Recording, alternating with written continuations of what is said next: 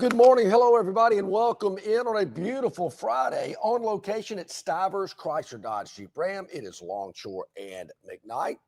You can tell the two of us the differences. Barry's got the big power tee on. Oh, yeah. Big game down at Troy tomorrow night, continuing the winning streak. Let's hope so. It's a 5-game winning streak for the Trojans, and they've got Arkansas State tomorrow night on the ESPNU at 7 o'clock.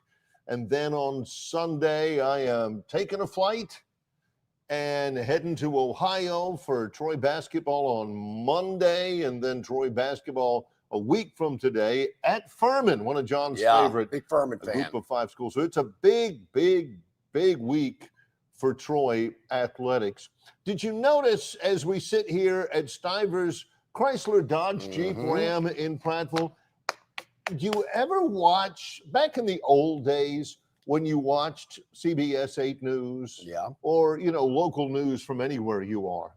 One of the things I'm proudest of about our on-campus experience here on Longshore in McKnight is John has really mastered the paper. Did you see him when we came on the air? It was like, that Ron Burgundy, or Ted Baxter from the Mary Tyler Moore Show. The news from the day, that's really. I like to tap the. I know it irritates people back in the production department and the technical department. Quit tapping the paper; it's annoying.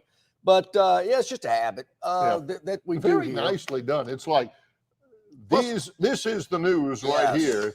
I like it to be straight. I don't like my paper scattered everywhere either. No, I like it in a straight little pile. But you mentioned here, Barry, we're at Stivers Chrysler Dodge Jeep Ram in Prattville on Cobbs Ford Road, where new 2025 Ram 1500s up to 21 grand off MSRP. You heard me right. 21K off MSRP plus 3.9% APR for 72 months. Or if you'd rather have 1.9% APR for 72 months, it's your choice. You decide what works best for you. And both of them really good. You talk about a win-win either way.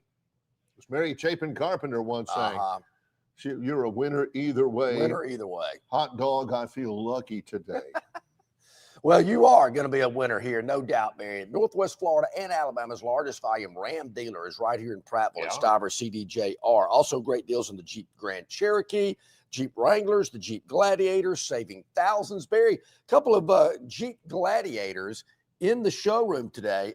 Is that because Alabama beat Tennessee and nobody wants to buy that one? That is an Auburn orange. I don't know. That looks Tennessee orange to me.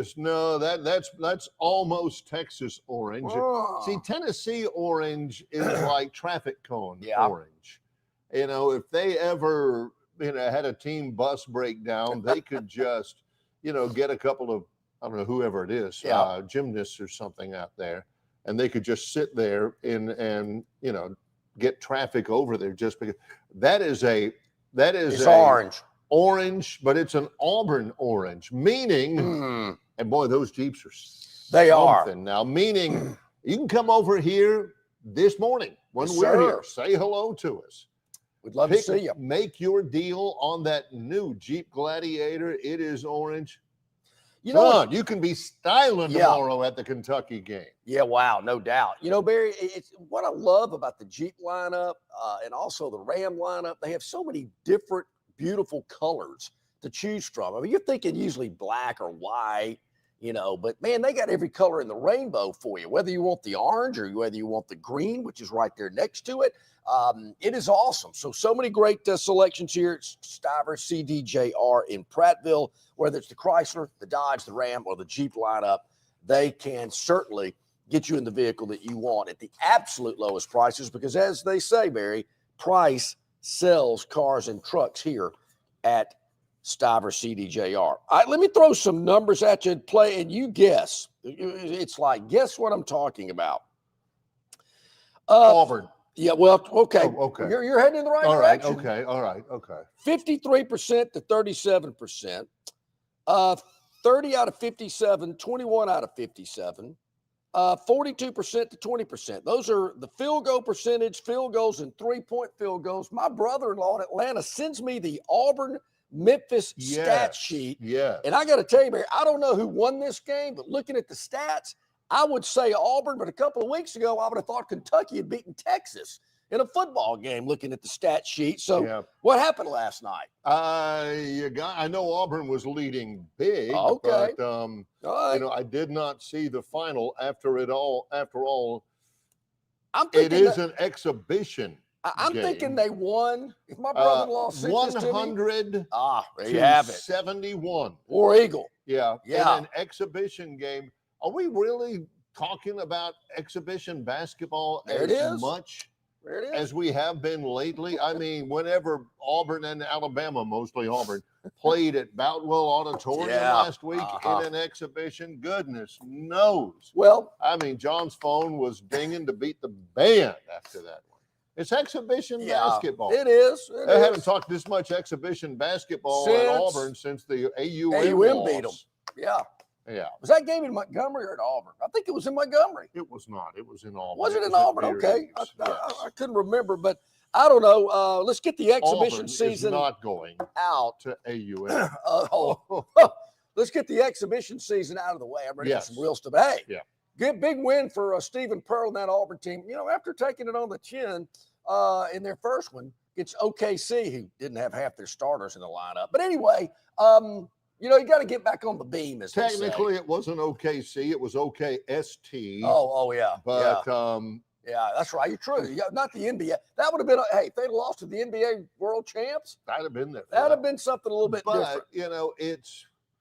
It's not necessarily important to remember the score of that Auburn-Oklahoma State game, except for two things. I mean, don't ask John, hey, all right, so Auburn lost that game. What was the score? I couldn't tell you, but I can tell you two things. They lost, and Oklahoma State had 3 starters out. Those are the germane facts. And I got to credit the River Region Straw VIP text line for that information. Yeah, of course. That's where I got that info. Right. All right, last night down in Miami, not a good night for Tua, as the Ravens come in there and just 28-6, 4 touchdowns, 2 field goals. I watched the first half of that when I got to get up a little earlier to come to Prattville, so I went to bed a little earlier. Yeah. And John and I were talking about it briefly before he went on the air. Last week Miami looked so good, so very, very good against the Falcons. Yep. The offense was crisp. The tempo was good. Tua was dealing. And you figure, okay, they've maybe turned a corner. Yeah. They have not. They scored. I saw the 2 field goals for the Dolphins, and they came relatively early, first quarter, maybe early second quarter. And that was it. Did Tua, anybody, because I stopped at halftime, a couple of observations about that game. Did Tua actually throw a ball at any point that went more than 15 yards in the air at all? Dinking and dunking downfield. I may have missed it, and I probably did, but I'm thinking 5-yard out, 3rd and 8, 5-yard out to Waddle. They punted away. I'm thinking, what's the point? Yeah, no wonder his completion percentage is so high. On the other hand, Baltimore looks a ton different when Lamar Jackson's playing. Oh, you think? Oh, man, he unbelievable. He had the hamstring injury.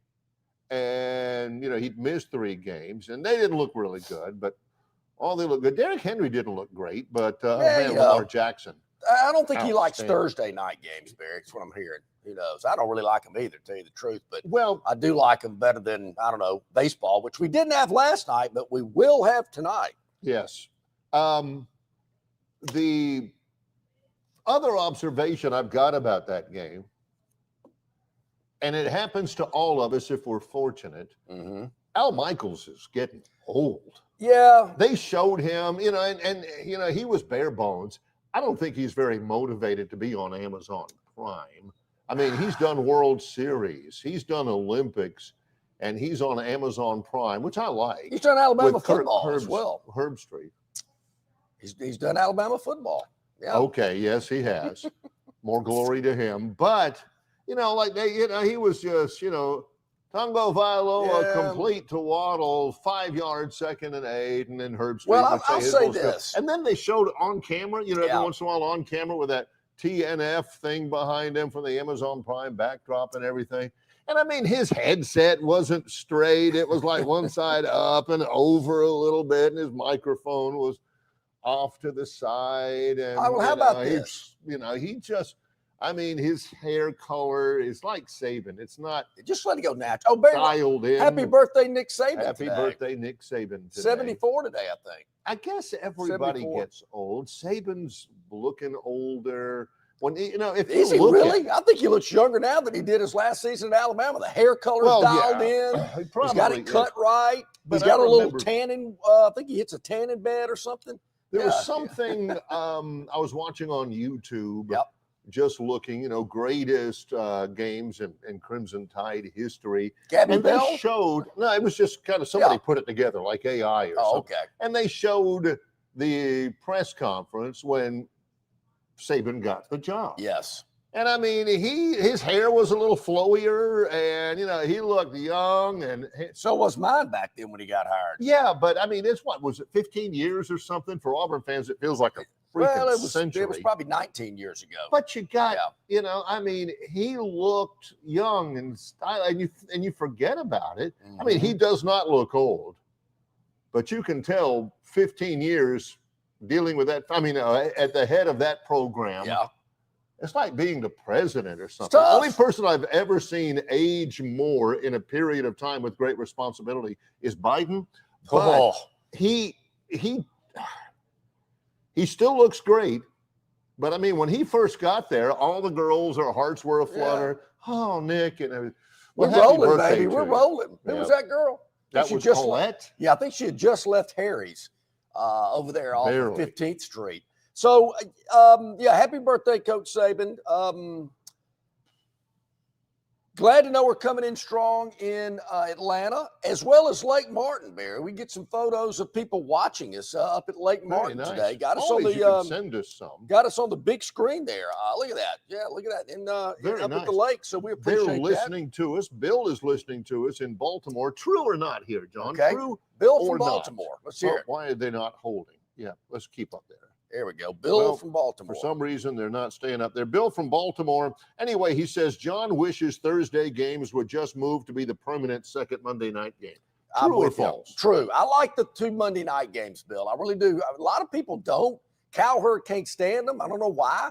The Thursday just, I don't know. I kind of get lost in the Thursday games. Monday is kind of my, I'm programmed for NFL on Monday. I like the doubleheader, East Coast, West Coast. Yes. Back to Al Michaels, though, Barry. And there again, you do a lot of play-by-play, and I maybe you would understand headset more. Was all over the place. He looked a little. For a guy that called the Olympics in the 80s, and he's called Super Bowls. He's called the earthquake game in the World Series in 1989 with McCarver. If you walk into a stadium, it's half full. The fans don't care. They're just kind of there. There's not a lot of energy, not a lot of excitement, which you see in a lot of NFL games. Not all, but some. I mean, there's the Panthers, the Dolphins, the Saints, the Falcons at times, Southern teams for some reason. And you're sitting there and you're Al Michaels, you're going, I'm really doing this on a Thursday night. The Dolphins are terrible. The home team crowd doesn't care. At his age and what he's been through, I don't think he walks in there with that mindset, but maybe subconsciously he's going, this sucks. Yeah, my back hurts. Yeah. What am I doing this game for? And Herb Street as well. I mean, look, money's money. I've said it forever, Barry. I'll dress up as Albie if they pay me enough. I'll go over there and swing my tail on the sidelines. Yeah. I never have found that difficult to believe. Some people have. I can't visualize it. Oh, I can. But woo. If you want an hour, if somebody decides they will spend for an hour of John blowing his nose, man, he's getting the saline spray and the tissues and he's saying, let's go. Absolutely. Yeah. Bill from Baltimore, you're usually good with this. We want to invite everybody else to get involved as well. Monday's headlines today. Yes. What are going to be the headlines? What are we going to be discussing, talking about here on the program Monday when we come on? We want to know today so we can prep for it all weekend. Can we issue a shout out, a call out, an APB for Mark Cumbie, LSU Mark? Yeah. What a mess down in Baton Rouge. Yesterday, the athletics director at LSU got the boot. We talked about it yesterday from the airport that Scott Woodward, who was an LSU alum, Baton Rouge native, he'd gotten hired when he came over from Texas A&M to be LSU's AD. It's about 9, 10, 12 years ago now, I think, that he fired Brian Kelly. They had a big shouting match in the office, evidently, and he fired him after a listless performance against Texas A&M. Yesterday, Jeff Landry, the governor of Louisiana, I'm still getting texts. Holy smokes, did you see the governor of Louisiana? That guy's out of his mind, talking about Scott Woodward is not going to be hiring the next coach at LSU. I can tell you that. Well, he's the athletic director. So anyway, yesterday, the day after he fired Brian Kelly, or 2 days after, he got fired. He got the boot. He's gone. LSU, Louisiana State University, does not have a permanent president. Ooh. They do not have a permanent athletic director. They do not have a permanent head football coach. Tell me who wants to take that football coaching job. Yeah, it's a mess. Now, I've heard people say, Barrels, listen to Joel Klatt yesterday. He thinks it's one of the top 3 jobs in America, LSU, because there again, facilities, infrastructure, which I question that. Yeah. They're really the only game in town in the state of Louisiana. They're the only big boy program. So they're just kind of swatting gnats away from time to time, if you know what I mean. La Tech, La Mo, whatever. So, they're the only game in town. I kind of thought, really? I'm not so sure about that. I would think kind of, Texas and Georgia and some of these others. But anyway, it is a mess. You kind of saw it coming, though, when the governor, and this ain't the first governor of Louisiana that's gotten into athletics. I understand it's been a long history. God bless Edwin Edwards. Yeah, over the years. But Edwin Edwards, he used to, he had a certain zest for living. He did. But, and he liked, to imbibe now and again. But boy, he'd get ticked off when LSU didn't cover. Yeah, he didn't like that. That's just the plain fact. So you saw it with Landry. The thing, the athletic director's not hiring the next football coach. I don't think that's the only school that's going to be the case either. Well, I saw you looking at Philip Marshall's column. I saw you reading it. I saw your lips moving. You know that Philip says all of the big-time boosters are firmly behind Hugh Freeze. That John Cohen isn't saying anything, but he will make a decision on Hugh Freeze's job status, and nobody else will. Sure. Yeah. Okay. Yeah. He's going to listen to what these big dog, well-heeled donors have to say and go, thanks for your opinion, but I'm not firing him. I'm keeping him. You'll end up like Scott Woodward. Yeah. The big boys that are donating to that NIL and everything else that makes that athletic program run, they don't like people making decisions opposite of what they want. That's a good way to see the door. All right, we're here at Stivers, Chrysler, Dodge, Jeep, Ram. Today is the last day of the month. No spooky deals here, all treats. Yes. But you need to take advantage today because tomorrow is November 1st, believe it or not. Yes. And end of the month savings. End of the month. Want to meet and exceed those sales goals. How do they do that? By offering you the absolute lowest prices. If you don't think that price isn't low enough, take it from us. Little hint. Go ahead and slide that piece of paper across the table and say, that's what I'm wanting to pay. That's kind of the number I'm thinking about. I really like your chances. We know so many people that you be the boss. You let them know what you can afford and what fits your budget, particularly at the last day of the month when they want to exceed those sales goals here at Stivers, Chrysler, Dodge, Jeep, Ram. So conveniently located, Cobbs Ford Road in Prattville, just off I-65, a short drive from anywhere, and you'll save thousands. Yes. We're in the showroom now. Come on by and say, hey, Longshore and McKnight at Stivers, Chrysler, Dodge, Jeep, Ram on Cobbs Ford Road in Prattville. It's the Friday show. Longshore and McKnight in association with Yellowhammer News, presented by Bud Light. Known by avid golfers as one of the most beautiful and challenging stops on the Robert Trent Jones Golf Trail, Cambrian Ridge in Greenville lies just 40 miles from Montgomery. It is well worth the ride for any golfer looking for 27 holes of jaw-dropping golf. The greens have been redesigned to accommodate the higher green speeds associated with their installation of the latest generation of ultra-dwarf Bermuda grass. Cambrian Ridge offers a fully stocked pro shop with all the latest equipment and apparel. Great food and beverages in the clubhouse can be enjoyed both before and after your round. Get your group together and hit the trail. Go to rtjgolf.com/Cambrian Ridge for tee times and more information. It doesn't matter if you're running drills at the park, playing pickup on a Saturday, or sinking the final putt. When you compete with your friends with Michelob Ultra on the line, competition isn't that friendly. The trash talk, next level. And the stakes, oh, those are crystal clear. With only 95 calories and superior smooth taste, it's the ultimate trophy. Superior is worth playing for. Michelob Ultra, superior light beer. Enjoy responsibly. Copyright 2025, Anheuser-Busch Michelob Ultra Light Beer, St. Louis, Missouri. Phoenix Physical Therapy is ready to help patients recover, recharge, and rise.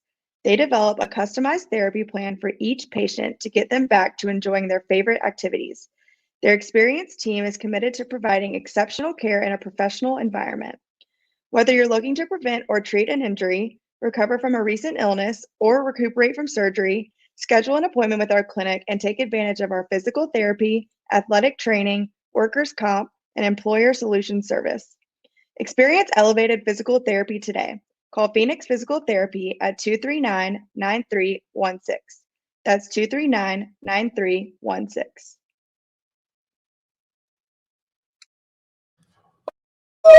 Barry, we changed things up a little bit on Fridays with the Phantom 4, and it's been somewhat successful. We have not had we've had non-losing weekends since we've changed up a little bit. NLW. Yes. That's what we're calling them now. We're big into non-losing weekends here on the program. And, of course, the Phantom is brought to you exclusively by River Region Straw, premium long needle pine straw for your landscaping needs. No order's too large or too small, 18-wheeler load or the back of a pickup truck. You can come pick it up at one of their 3 locations, or they'll deliver it. They'll even spread it for you.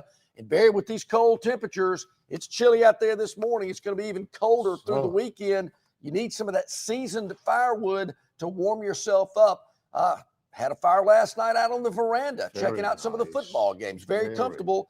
I got my wood from River Region Straw. Call or text Kenny today, 669-5959. That's 669-5959. It was 41 degrees at 5:20 this morning when I got in the car.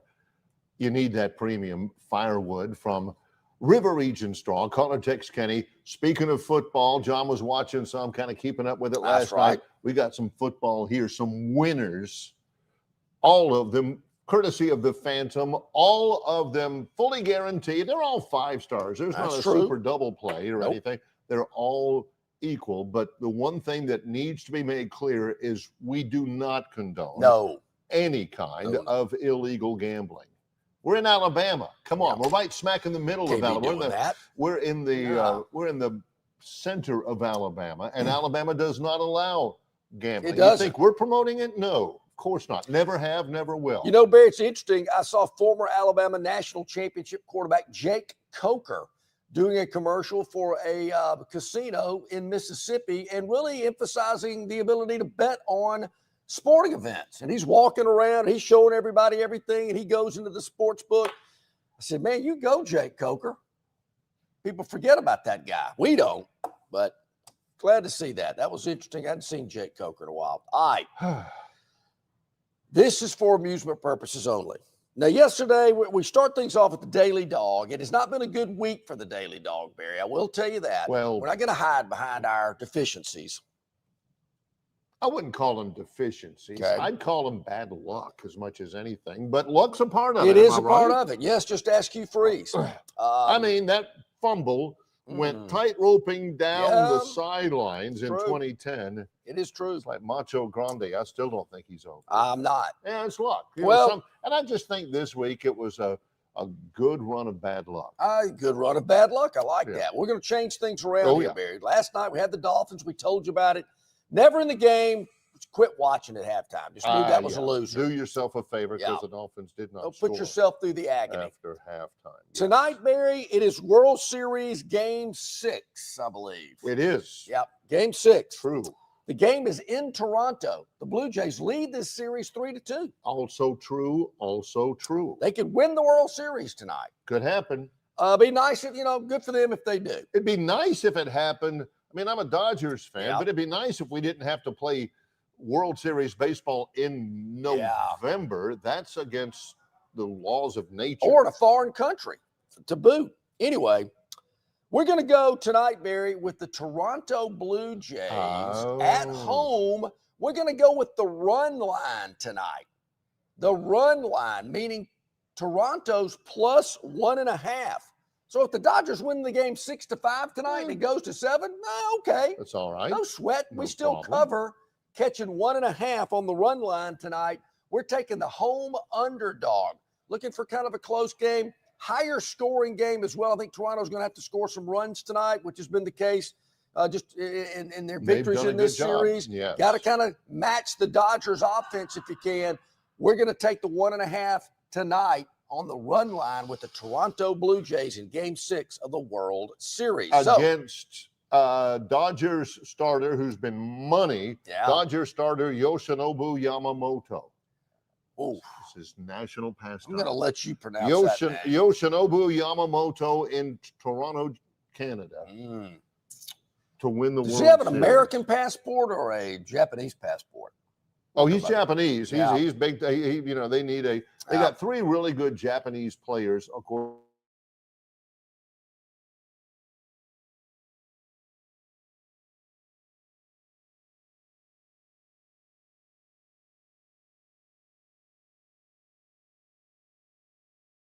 For this week.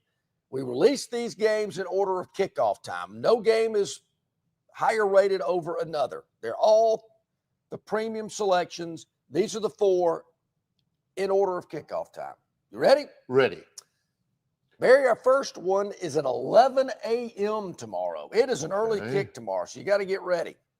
This is known as Big Noon Kickoff in the Eastern Time Zone. Oh. Kicks off at 11 a.m. in the Central Time Zone, where Penn State is traveling to Columbus, Ohio, to face the Ohio State Buckeyes, and Ohio State's laying 21 in this game. 3 touchdowns. They are the number 1 team in the country. Yeah.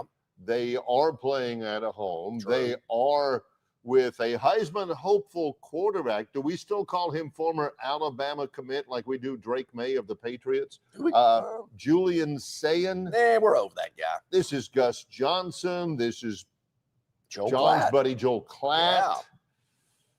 On Fox. I don't even know 11 who the tomorrow sideline morning. reporter is for that group. I really don't either. I don't pay much attention. to He those calls people. her the All-American Jenny Taft. Jenny Taft. Yeah, he always. Yeah. Let's go down. You know how Gus. Yeah. Let's go down to the All-American girl, Yeah. Jenny. I like Klatt. Gus Johnson. He's Jenny he's no Al Michaels, Barry. Gus is excited. He's glad to be there. Al, not so much. All right. Now that the dust has settled on James Franklin's departure, I'm expecting to see a buttoned up effort from Penn State tomorrow. In a narrow loss to Iowa 2 weeks ago, 25-24, lost by a point. Great game. Penn State played both. You're going to help me here, Barry. Penn State played both Ethan Grunkenmeyer How about you? and Jackson Smolik Smolik, yeah. at quarterback. Smolik got injured. So Grunkenmeyer has the playbook to himself tomorrow in Columbus with a focused effort to get him prepared over the bye week with no gimmicky packages involving some second quarterback. So, with apologies to Cheech and Chong, have they given up on Smolik I think they have. They've given up on Smolik. You're right about that. as opposed to Up in Smoke, which Yes. how they escaped Academy Award No nomination kidding. is beyond. It was the Oh. best of the Cheech and Chong series because the other ones were kind of lame, but Up Oh, in man. Smoke was good. Yeah. Okay. I'm looking for a performance from the Nittany Lions that will get us the cover tomorrow. That's just too many points, Barry. This is a proud Penn State program catching 21. Hello, backdoor cover. I'll take the 21. All right. Give me Penn State and 21 at Ohio State tomorrow. There you go. A lot of points. Yeah, that is a bunch. Ton. Okay. Also, Yes. at 11 a.m. tomorrow, 2 11 a.m. games, Barry. You're going to have to go dual box. Well, more on YouTube TV in a minute. Yeah, I know you guys are jonesing about that. Yeah. What am I going to do? All right. Vanderbilt at Texas, where the Longhorns are laying 2.5 to the Commodores. Okay. This is a strange world we live in. It is. It certainly is. Is this Tess and Jesse Palmer, or are we looking at McElroy and Sean McDonough here? This is, boy, there's a bunch of 11 o'clock games. Yeah. Yeah, this is Sean McDonough, Greg McElroy. Okay. All right. The Commodores are in the spotlight for the third straight week. No game day here for this one, though. No. And the chance to knock Texas out of the college football playoff picture got to be appealing to Door quarterback Diego Pavia. Now, Texas quarterback Arch Manning suffered a concussion in Starkville. Questionable, I understand, for the game tomorrow. It might be Matthew Caldwell, my buddy. Yeah. Well, he did step in. The problem with Caldwell, he has a problem of throwing it to the opposing team a little bit too much. Hopefully that won't be the case tomorrow. We'll have to see. He's getting his first start. You know, he came in last week, but he's had all week to think about it.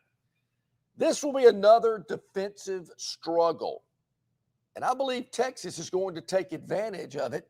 This is their first home game since September the 20th. Is that right? How about that? It's a month and a half. The Longhorn 5 fans are weeks. eager to watch their team play at home. I hate it for you Commodore fans out there, but the fairy tale ends tomorrow and Vanderbilt turns back into a pumpkin. What a Grinch. Hence the Halloween reference Yeah, there. if we can mix holiday references. Horns up. Where's your Anchors up too. anchor? They usually say anchor down. These anchors are Anchors coming up. up, horns up. Texas wins by 10 tomorrow, hosting Vanderbilt. Okay. All right, there you have it. And I know, just hey, it's business, nothing personal. Yes. All right, third game, 6:30 tomorrow night. All right. 6:30. I know what you're thinking, but this is on ESPN2. Georgia Tech -6 at NC State. Who we got doing that? Georgia Tech, number 8 in the country. Again, Uh-huh. this is Yeah. a weird world these days. How about that? It'll be Matt Schumacher, who I've actually heard before. He did a North Texas game. He's pretty good. And Sam Achu. Barry, I sat next to Sam Achu at dinner. Wasn't going with him. He just happened to be at the same restaurant I was in during media days in Atlanta last summer.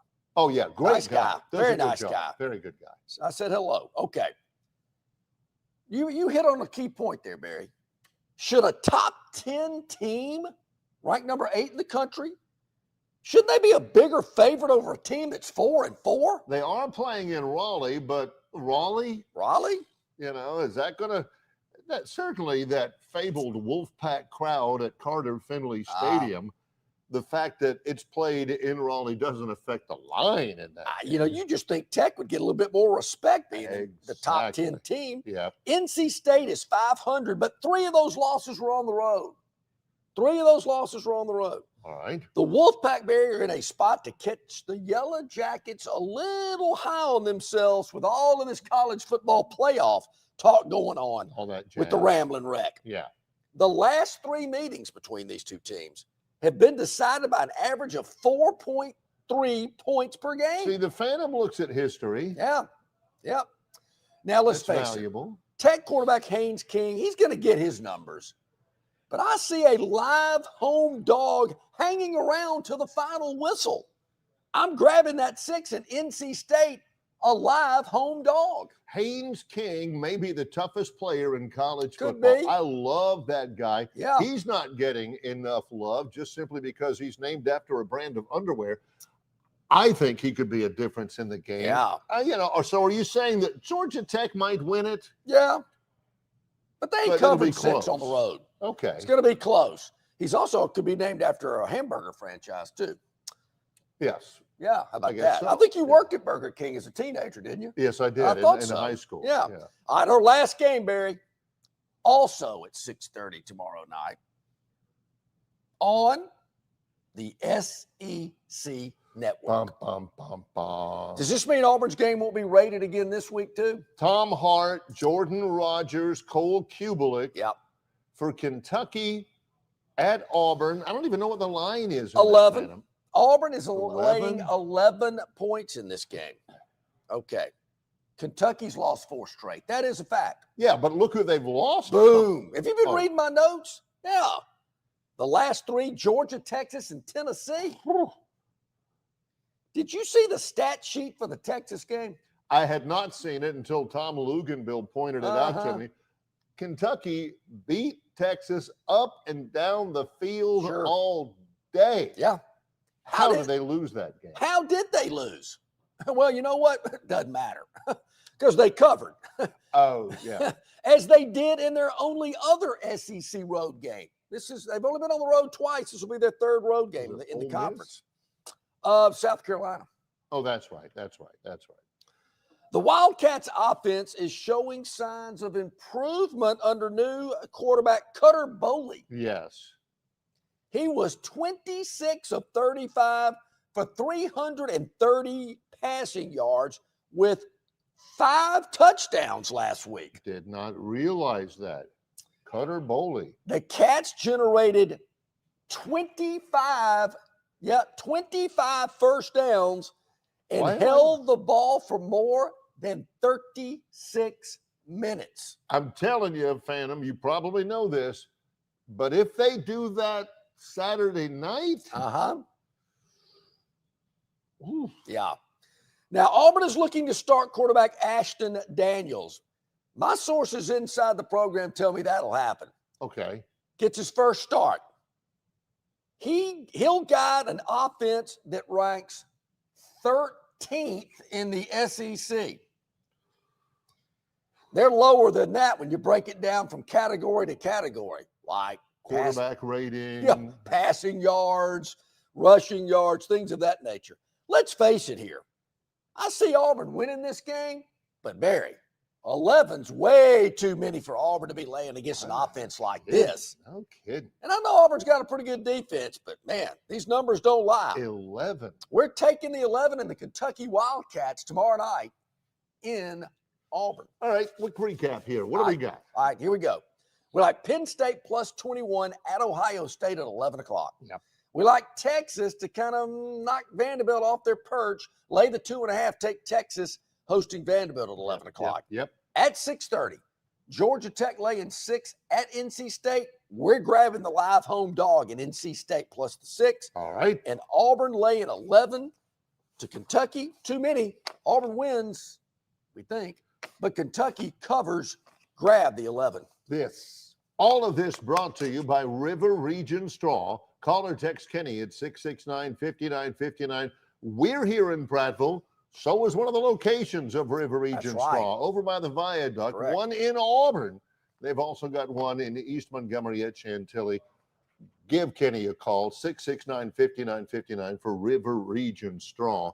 When we come back, Yes, sir. Lee Sterling, Paramount Sports. He's next on Longshore and McKnight, live from Stivers Chrysler Dodge Jeep Ram in Prattville, in association with Yellowhammer News, presented by Bud Light.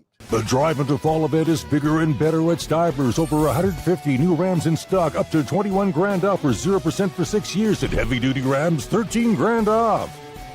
Stivers Chrysler Dodge Jeep Ram, where Price sells new cars and trucks in Prattville.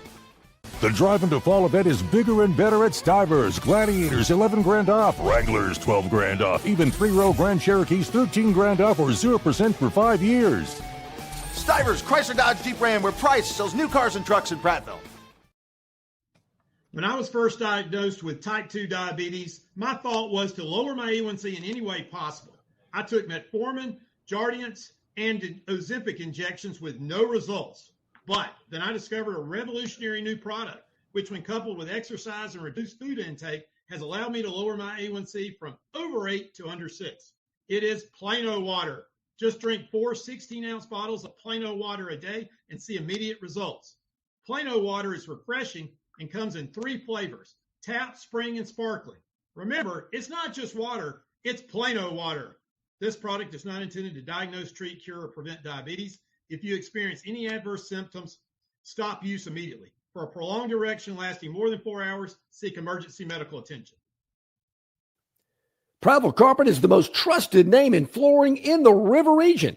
Ray Bowles and his staff have an extensive line of Mohawk, stain-resistant carpeting in all the latest styles and colors. Prattville Carpet also has hardwood, vinyl, and ceramic tile for all of your flooring needs. Professionally installed at the absolute lowest prices. Take advantage of cash and carry vinyl plank at just $239 a foot. Call them today to set up your free measurement for your home, office, lake house, hunting camp, or wherever you need flooring. 285-8117. That's 285-8117, or drop by 2201 Cobbs Ford Road in Prattville for Prattville Carpet.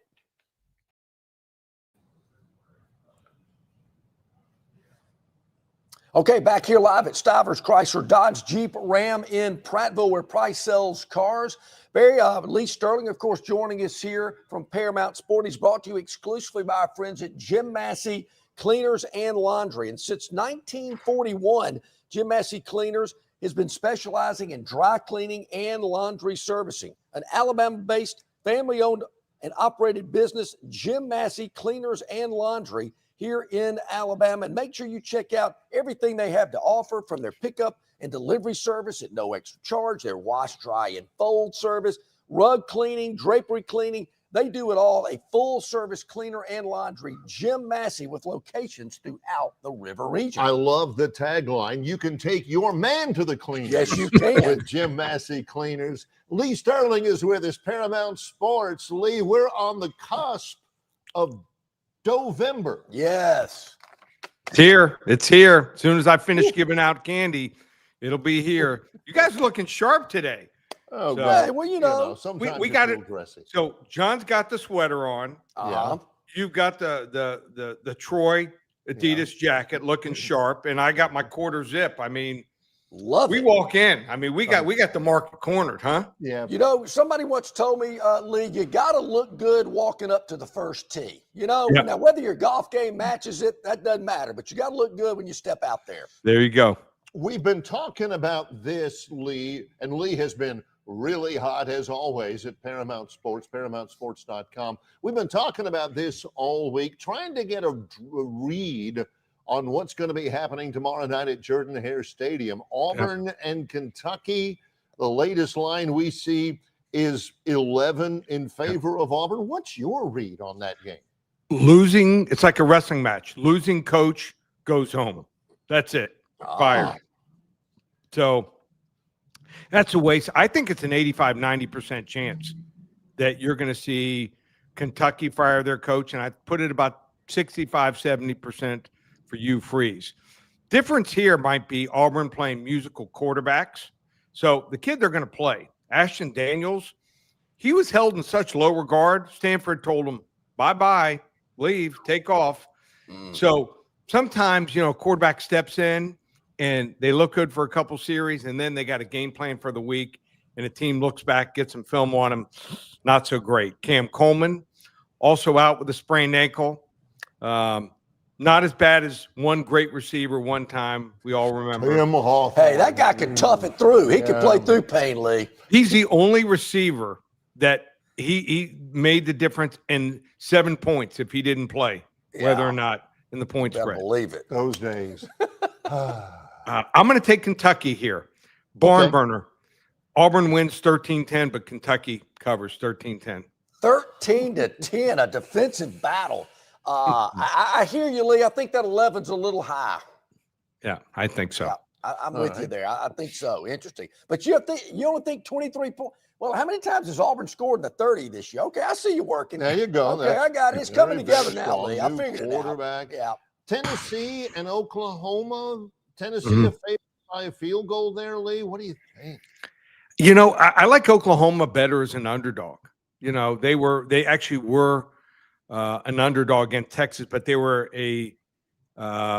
favored at one point during that week, and I think most of the people thought they were going to win that game. They just seem to play at a different level when they're a dog.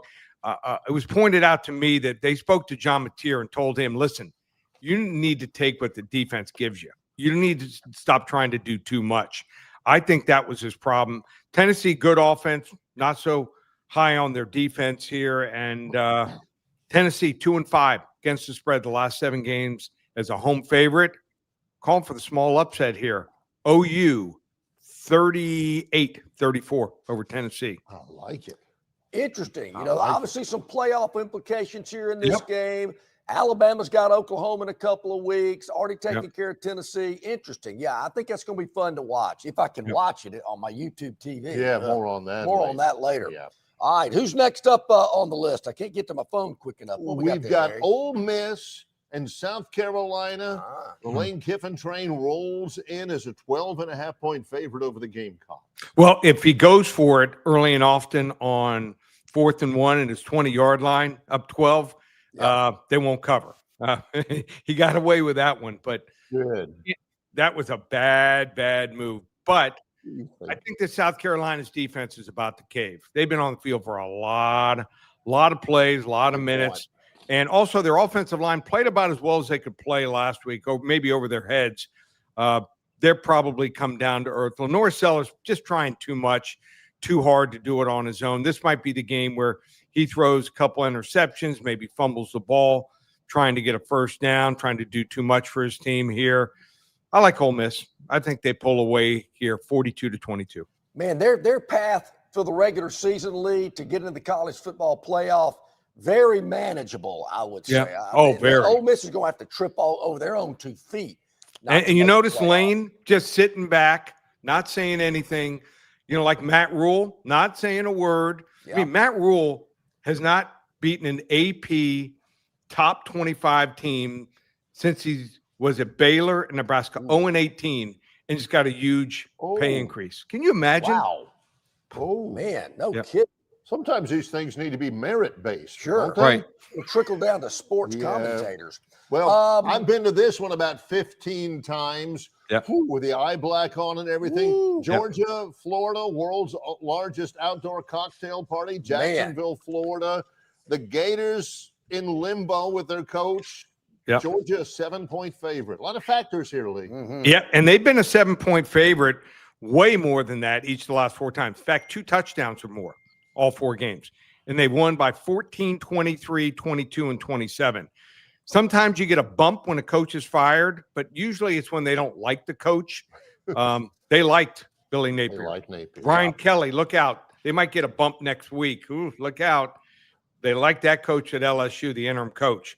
But problem here for Florida here is I just don't think they match up against Georgia. And Georgia, you look at their offensive parts. Their offense seems better than the individual parts. I don't think they're going to have a lot of guys drafted high, but they get better in the second half also in games here. Georgia, they pull away also 31-20 over the Gators.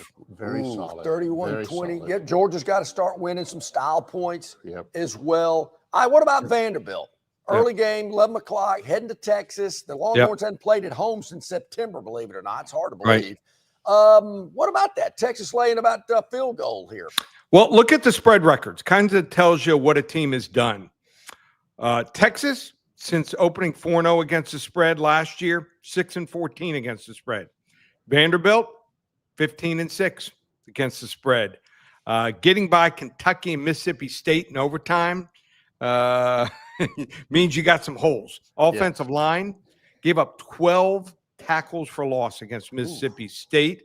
Looks like Arch Manning will play in this game. Line shot up from 2.5 to 3.5 or 4 in some places. Texas, their best player, punt returner. They've had 2 losses. They have 2 losses. They might have two more if he doesn't return those punts for touchdowns. If you're counting on that to cover, I wouldn't bet on it. Wrong team favored. Vandy, straight up 24-20. Show your goals. Nice. Well, I've got to step out of this one. The game of the week.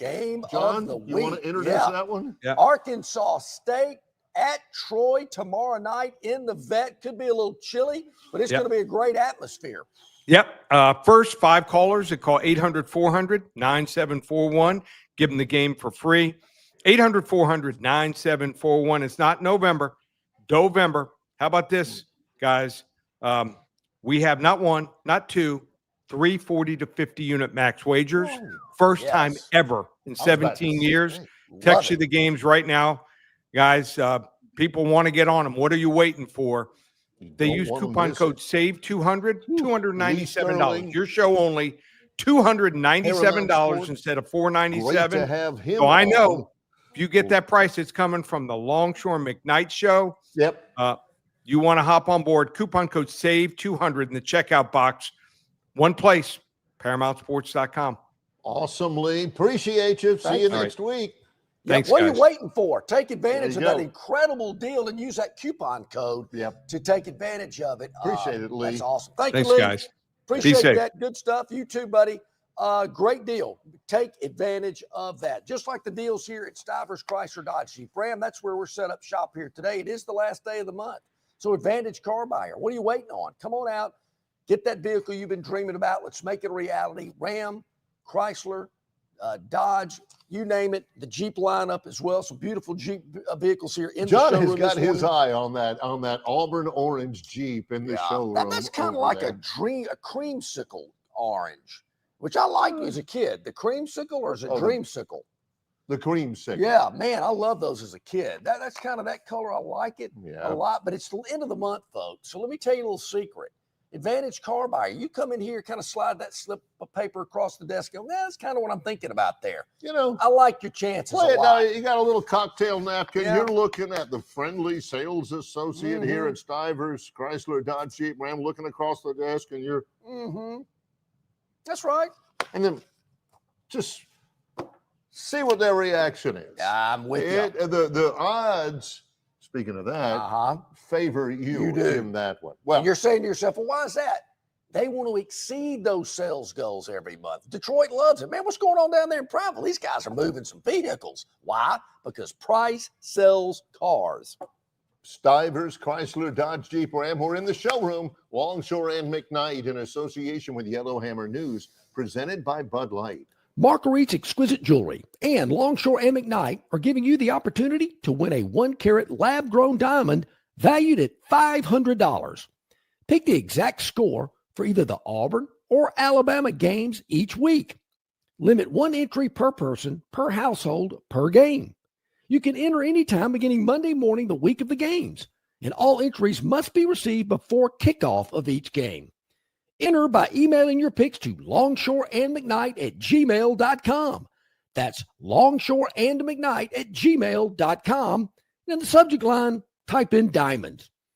One additional entry to win a 1-carat natural diamond valued at $3,000 will be up for all weekly winners to pick the score in the national championship game. Marguerite's Exquisite Jewelry, 8163 Vaughn Road in Peppertree, adjacent to Chappie's Deli. Open 7 days a week, or check them out at marguerites.com. At Marguerites, they make it. They really make it. The dreams that matter most happen while we're awake, because they're the ones that remind us of the places we want to go, of the ideas we plan to pursue, of the legacies we hope to leave. We understand you have goals to meet, and we want to help you reach them, to fuel your vision and invest in whatever motivates you. So we want to know, what inspires you? Synovus Bank, member FDIC. The Destin Connection Seafood Market at 3750 Norman Bridge Road in Montgomery has the freshest seafood direct from the Gulf of America. I'm talking red snapper and grouper, all sizes of Gulf shrimp, jumbo lump crab meat and crab claws, Louisiana Bay oysters, and New Bedford scallops. They are a full-service seafood market and kitchen serving po' boys, dinners, and sandwiches. You know, many well-known restaurants in the river region purchase their seafood from the Destin Connection because they know it's the absolute best. Call ahead and your order will be ready for pickup. The Destin Connection Seafood Market, 3750 Norman Bridge Road. Call 288-4272. That's 288-4272. About 6 minutes to the top of the hour. Longshore and McKnight here at Stivers Chrysler Dodge Jeep Ram in Prattville. Interesting. And remember, Monday's headlines today. Keep those coming on our River Region Straw chat line. Bill from Baltimore, always with some good ones. What will the headlines be? What will we be discussing on Monday with this college football weekend? Here's one thing. Maybe this will be a headline. All right. Loser go home. Lee Sterling mentioned it. Yeah. Your thoughts, Barry? Do you think the loser of the Kentucky-Auburn game, the head coach, is gone? I think they'll handle it differently at Kentucky. I think he'll be gone at the end of the year. Yep. But they'll allow him to retire. Maybe after the game, what they'll do is they'll say, Kentucky head coach Mark Stoops has announced that he will retire at the end of the 2025 season, the dean of it. And, they'll do it that way. They're not going to just flat fire him. No, you don't fire a guy that's been there as long as he's been and had some success, played in several New Year's Day Bowl games. Yeah. Back when that was a thing. Hey, we played in a New Year's Day Bowl game. Now, Freeze. I'll just go ahead and read this. Okay. Shall I, while we have a moment? Yes, please do. Let me just kick back and enjoy this. This is Philip Marshall. Okay. Coffee with Philip, Thursday morning musings, blah, blah, blah, blah. That's right. Which I am a premium member, by the way. He says, quote, as we head toward the silliest of silly seasons, here is my, enjoy the speculation if that is your thing, but don't confuse speculation with facts. What I am hearing, this is Philip, what I am hearing, in an effort to keep our folks, folks. Where is he hearing this? On the back booth at Chappie's at Auburn? Here is the latest I have heard. Okay. All right. Sorry. Powerful donors, certainly more of them than not, remain firmly behind Auburn coach Hugh Freeze. Can I stop you there? How many of those donors has he spoken with? Does he cite that? There's not. I didn't think so. Okay. And are they firmly behind him to push him off the cliff? Like it or not, many believe, I love it when many believe he should not be held responsible for games they believe were taken away by officials. Is that 10 or more people? What is the definition? Many believe. Many more believe. than one? Thousands? Okay. 87,214? Sorry for the interruption. Continue, please. No one, at least no one who will talk about it, knows what AD John Cohen is thinking. The unanimous thinking is that it will be his call and his call alone. Now, that's different than many believe or more of them than not, which he has cited in his first 2 points. Okay. He says it's unanimous. Everybody thinks. Unanimous means everybody. That's true. He says the unanimous thinking is that it will be John Cohen's call and his call alone. It can't be unanimous because I'm sitting next to one guy who doesn't think that. So let me can't be unanimous by definition. Let me picture this. John Cohen sitting in his office one day and he's thinking, I think it's about time. I think we're going to have to move on and get us a new head football coach. Does he just call up Philip and say, hey, just letting you know, we're letting Hugh Freeze go? Or does he maybe call up some of these well-heeled, deep-pocketed boosters and say, hey, guys, just want to let you know, I'm about to let go of Hugh Freeze. Whoa, no, you're not. Hold on. No. Well, I'm sorry you feel that way, and I respect your opinion and your thoughts, but I'm here to make the decision. Yeah. I'm getting rid of him. Or the other side of the coin. Hey, John, you got to get rid of this guy. He's killing us. Fire him tomorrow. Well, no, I'm not going to do that. I think he's going to turn it around. I think things are going to be really good. I appreciate your opinion, but I'm not going to do that. I feel differently about that. You ever heard of Scott Woodward? I have. Yeah. That's what happens when ADs don't do what the big dog, well-heeled donors want. See, I don't even disbelieve that more than I disbelieve his first point. Okay. Powerful donors, certainly more of them than not, remain firmly behind Auburn coach Hugh Freeze. Powerful donors, they're powerful because of one thing, or actually technically thousands of things, and that's the dollars that they spend. Yes. They've got to be businessmen and businesswomen because they expect a return on their investment. No doubt about it. Are you telling me that every powerful donor, or more of them than not, remain firmly behind Hugh Freeze, even though he talked to them in the summer or in the winter into spending $2 million for this hotshot quarterback that we had to have, and now he's about to be riding the pine as we get into November? Yeah. They love Hugh Freeze for getting them to donate the millions of dollars in NIL for this guy, and he's not even playing. That's no return on their So investment. in his 3 years at Auburn, the quarterback position has not gone real well. Peyton Thorne in year 1, Jackson Arnold in the last 2. No, actually the other way around. It was Peyton Thorne for the 2, and this is the first year for Jackson Arnold. Yeah, I'm sorry, you're right. But you know where I'm going here. Yeah. It has not, you're exactly right. It has not been a resounding success. It's not going well with the quarterback play. Tomorrow, if Ashton Daniels, as Lee Sterling brought up, doesn't play real well, it's not like Stanford was kicking and screaming to keep him, it sounds like. If he goes out there and lays an egg, that's not going to look good. And you're telling me the big boosters are going to be okay with that? Don't think so.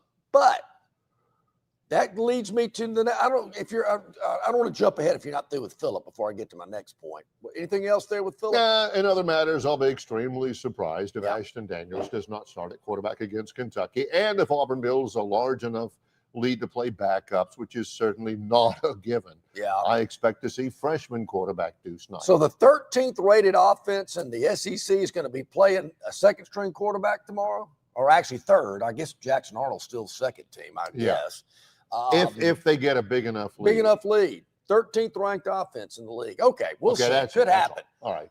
Proceed. But if they do, they again make this move. Lane Kiffin's not coming to Auburn. Who else is you don't want James Franklin. I don't think you want Brian Kelly. I'm trying to think. You don't want Billy Napier. You want Brent Key out of Georgia Tech? Well, maybe. Do you want John Summerall, who got his team got beat bad last night? See, that's what I love. Earlier today, we got a post before we even went on the air. We got a chat. Yeah. From Chris the Bammer, the Moon. He says he's back. Looks like Tulane. He spelled Tulane in a humorous way. Looks like Tulane was distracted by the Summerall rumors. Could have been. And Ty says, I may need to reconsider my preferred next coach for Auburn, Moon. Wasn't Tulane favored in that game? That's what people do. I love this guy. This guy's a great guy. He's a perfect fit. Loses a game. Oh, my gosh, that guy's terrible. I don't know what I was thinking. Yeah, I love those people. Well, that's certainly, hate it that Tulane got beat. So do I. Tulane's won me a lot of money over the years. But there again, I mean, is that your guy? I know there's a lot of people that are high on John Summerall. My only question, I mentioned it earlier, is he coached, how's he done against Power 4 competition? People are going to dissect that kind of stuff. They're going to look at it. I think he's a really good football coach, so I'm not real sure that's an issue. But is he the number one candidate? As I mentioned yesterday, has John Cohen behind the scenes gotten with Summerall's people and said, listen, we probably going to be making a little move sometime real soon. Tell your client, hold on tight. There's a connection, I believe. I'm trying to work the timing out. Okay. May not be, but I think it is. John Cohen, he came to Auburn from being the athletic director at Mississippi State. Before he was at Mississippi State, he was the baseball coach at the University of Kentucky. Yeah. I think that was before Summerall got there, but they do share that connection with the University of Kentucky. So that may be something there. Isn't the athletic director at Florida, did he come from Mississippi State? He did. And he's catching a lot of heat. Yeah. He has missed on a couple of don't want coaching John hires. Cohen to catch a lot of heat. Really, I don't. Great guy. He's the real deal, man. So I don't know. We'll see about that. Timing is everything. I'm a big believer in timing, being in the right place at the right time. Yes. So is the timing going to work out for that? There again, I think the LSU situation is so crazy. The governor's gotten involved. He's made some statements that aren't necessarily true. Maybe he found that out after he made those statements the other day in that press conference about Scott Woodward and his I role think he at Texas probably A&M. knew. He just said, this is too good. I can't, I've already written my speech and this is too Taxpayer good. money, things of that nature. But, like I said, Joel Klatt thinks LSU is one of the top 3 jobs in America. Whoever gets hired, is the governor going to do the hiring? No. Is the new athletic director going to do the hiring? Who is the new athletic director? Is the university president going to factor into it? Who is the university president? It's a mess down there. Look, the common perception around the SEC, Alabama fans are smug and superior. So are Texas fans. Mississippi State and Vanderbilt fans ought to be just thankful they're in the league. And LSU fans are crazy. Am I wrong about what about Georgia fans? They're pretty smug too. Yeah, but Georgia, you can't take them seriously because they'll bark at each other in public. Oh, they will. I mean, like, they certainly will. Are you grown? Yeah. But I mean, the common perception, correct me if I'm wrong, LSU fans are nuts, right? They are. They are crazy. They nuts. have and they are kind of reaping the wheat from what they sow. They are. It's a crazy place. They're in a crazy situation right now. And a really, really good coach might just have to be crazy enough to take that job right now. They have a zest for living. Yes, they certainly do. Wasn't there a soap called Zest when we were growing up? Yes. Kind of like that, and Lifebuoy. Yeah, Zest, Lifebuoy, Ivory Coast. They still make Ivory. Yeah. But Zest, I forgot about that. Irish Spring, talking about soaps today. But okay. I don't know, something about Summerall to Auburn. I can see that, obviously. But there again, if Auburn wins tomorrow, if they beat Vanderbilt, then I think it's an off week, and then Mercer, and then Alabama. I've said this for a couple of weeks. Do they let Hugh Freeze coach against Alabama? Because if he beats Alabama, there ain't no way they're getting rid of him. Unless Hugh says, for personal health reasons, I need to step down. That I could see. This may be, I don't know if Lee is ultimately going to be proven correct that this is the loser leave town game. I think this may be the loser announces his retirement. Hugh Freeze, for health reasons, has decided to step down from Auburn. He'll remain in an advisory capacity for the remainder of his contract or something, which doesn't mean anything. Yeah. He's still going to sit at the house. And same thing with Mark Stoops. If it plays out to where Auburn loses this game, loses the Alabama game, whatever, I don't think they'll fire him. I just think they'll work something out to where everybody saves face and everybody's happy.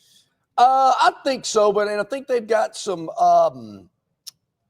history on that too, Barry. I think if they do make a move, I think they want to make it as seamless and as smooth and non-confrontational as possible. Well, that means they better have somebody in mind right now.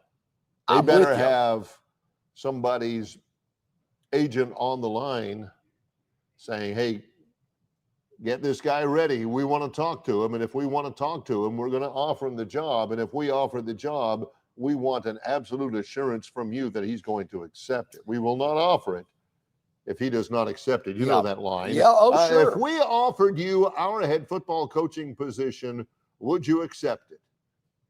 Yes. Okay, then we offer you the position. Will you accept it? No.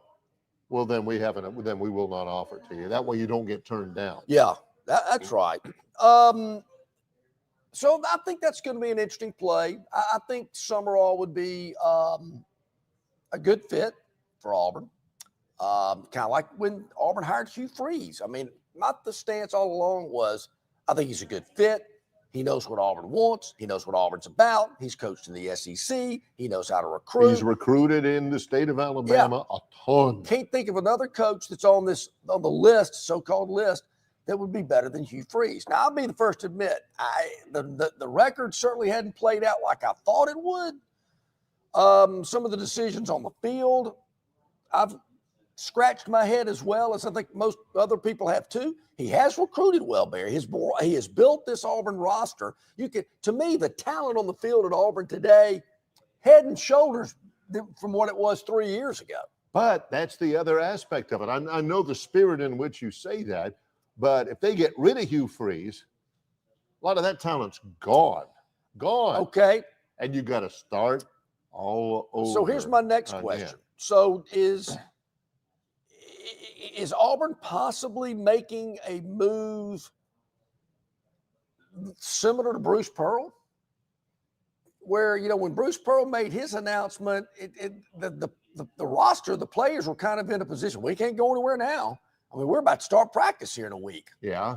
And, his son is the head coach, and we all think he's cool. So, I mean, I don't think Hugh Freeze is going to step down next August. I think if there's a move, it'll happen in December, if not earlier. Well, so I don't know. I think it's just going to be real interesting. I was looking up. Tulane was 9-5 last year, 7-1 in conference. Yes, they did lose their last 3, I think. For what that's worth, they're 6-2 right now at the moment. Jason Jones says, I don't understand the relevance of how a G5 coach has done versus P5 opponents. If the G5 coach has won any games against P5 opponents, he's overachieved, right? He also says, my point is, a G5 coach gets 1, maybe 2 chances per year to play a P5. Hard to hold that against them when they're playing with G5 players. Yeah, the idea that, well, I know he does well. That's the thing about Sunbelt Billy Napier. Yeah. Boy, he did great in the Sunbelt. Louisiana won like 20 of 24 when he was there, but who did he beat non-conference or whatever as an indictment against him, calling him Sunbelt Billy? Look, you're playing against Power 4 teams with Power 4 players. You're playing maybe 1 or 2. Heck, with the new 9-game SEC schedules, you may not even get the 1 or the 2. So that to me does not matter. Well, it's interesting because, as we circle back around and we go back to our starting point, which was Philip Marshall, I think it was an article earlier this week talking about really more centered on Brian Kelly. A head coach at a big-time program, you make the move, you win the press conference, everybody's excited. Wow, the guy from Notre Dame's at LSU. And there's been cases of other head coaches in the Power 4 that have moved to another Power 4 school and it maybe didn't work out so well. Right. And how assistant coaches have moved up, like a Kirby Smart, people like that, and have done really well. Kind of biding their time, being an assistant in a big-time program, making the move up. In saying that, is Rhett Lashley completely off the board? He's at SMU, was an assistant at Auburn at one time, went on to other places, kind of worked his way up. Is there a bad taste in Auburn's mouth, or maybe Rhett's mouth? There's probably a bad taste in Rhett Lashley's mouth, just like there's probably a bad taste in Kenny Dillingham's But mouth. wasn't that more a Gus Malzahn thing and not an Auburn thing? I mean, come on, fellas. You need to be in on this thing. Let bygones be bygones. Boys will be boys. Boys will be boys. So he didn't want you to call plays. Big deal. You still got paid, didn't you? I mean, no kidding. And if they're willing to pay you again much, much more, that was years ago. We're buddies now. Come on. You kidding me? So I don't know. Just Well, I think it's to close, interesting. Mark Stoops, I think that, that they lead him down the path with, he's retiring, enjoys his career. Hugh Freeze, health reasons, stepping down. Appreciate the opportunity. Tobias, he says, does local man have odds on Deion Sanders saying, I need to spend time with my family or I must focus on my health after he quits? Philip Marshall also mentions Deion Sanders. He said about Deion, he said, I've got nothing against Deion Sanders as a person. Me either. He says, but even though some of my interactions with him have not been impressive. I mean, come on.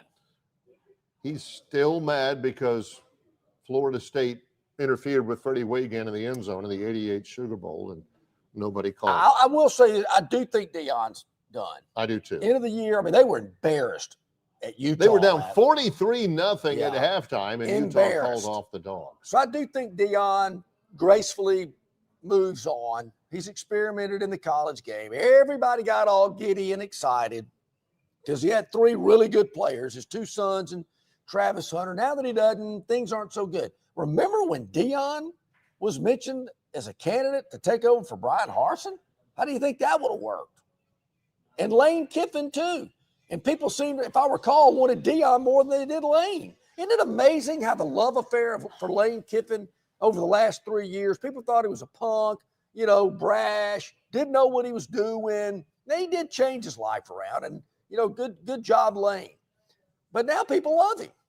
Oh, man, we got to hire Lane Kiffin. Okay. Would Lane Kiffin, is he reached his level at Ole Miss? He's done great in the portal. That's what C.J. Duncan said. C.J. said he's going about as far as he can go at Ole Miss. Is the Oklahoma win last week the biggest win that he's had on the road against a ranked opponent? They've beaten Georgia. They did that. Yep. That's about it. Yeah, really. so I'm wondering if he goes to Florida, if he goes to LSU, is that going to translate? Well, I'm in a better place. I'm going to win more of these kind of big games. I don't know. I think that's why Dennis Mitchell is so fascinated with the coaching moves. That's why Bear Bryant left Kentucky. Same deal. In closing that up, I've said this about John Cohen behind the scenes. What about the athletic director of Kentucky behind the scenes?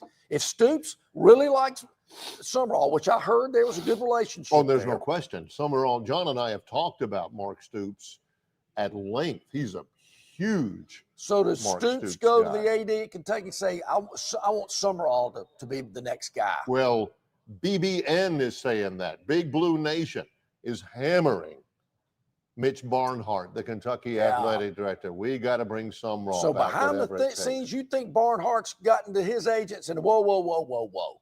Hold on. We're going to gracefully let Mark Stoops exit the head coaching position, brought a lot to this program, been here forever. We're going to gracefully let him go out without a lot of controversy. Right. And we're going to bring in John Summerall. Yes. But you got to be careful, because if they mistreat Mark Stoops in any perceivable way, Summerall is going to tell them to. See, that's why I think this graceful exit. That's why. There's no question. You read the situation correctly, I think. Don't forget, in just about 10 minutes or so, Ralph Michaels from Wager Talk and the Gold Sheet. When we come back, we already have had the daily. We can recap it if we need to. I'm so used to the time slot. I'm still adjusting. Oh, well, I got some other things. And then, I'm always terrible with time changes. Yeah. Sunday, I'm going to be a mess. Believe me. So. All right. When we come back, Barry, okay, I'll admit it. I'm a little interested. I want your thoughts on the World Series game tonight. As a matter of fact, we told you earlier, like Toronto on the run line, catching 1.5 at home. But I want to know about this pitching matchup, and I want to know about the Dodgers being behind. I think most people thought at this point the Dodgers would be having a parade today in LA. Yeah, they win in 18, and all the national media is saying, it's going to be tough for Toronto to come back. Well, they have come back strong. So I want to break that down, and this week's NFL card. It started last night, didn't go real well for the Dolphins or for me. Yeah. But there's more games on Sunday to kind of get right, if you know what I mean. Stay with us. We are live at Stivers Chrysler Dodge Jeep Ram in Prattville, Alabama. It's Longshore and McKnight in association with Yellowhammer News, presented by Bud Light. When I was first diagnosed with type 2 diabetes, my thought was to lower my A1C in any way possible. I took metformin, Jardiance, and Ozempic injections with no results. But then I discovered a revolutionary new product, which when coupled with exercise and reduced food intake, has allowed me to lower my A1C from over 8 to under 6. It is Plano water. Just drink 4 16-ounce bottles of Plano water a day and see immediate results. Plano water is refreshing and comes in 3 flavors, tap, spring, and sparkling. Remember, it's not just water, it's Plano water. This product is not intended to diagnose, treat, cure, or prevent diabetes.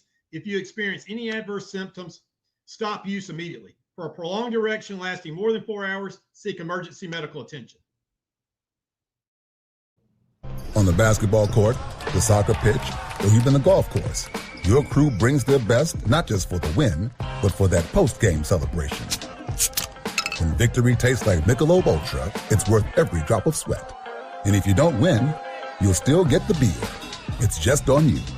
Superior is worth playing for. Michelob Ultra, 2.6 carbs, 95 calories. Superior light beer. Enjoy responsibly. Copyright 2025, Anheuser-Busch Michelob Ultra Light Beer, St. Louis, Missouri. Dixie Electric Plumbing and Air is excited to participate in our annual Catch Me in Pink campaign, raising money for cutting-edge breast cancer research. We partnered locally with the Joy to Life Foundation and Vera Bradley to help raise significant funds in support of the cause. Each week, we are giving away prizes locally in addition to our national grand prize, a tropical trip for 2. To enter, simply snap an USSI of you and a pink-clad Dixie employee and enter it on our website. Dixie will donate money for every photo that's submitted, and you will be entered to win big.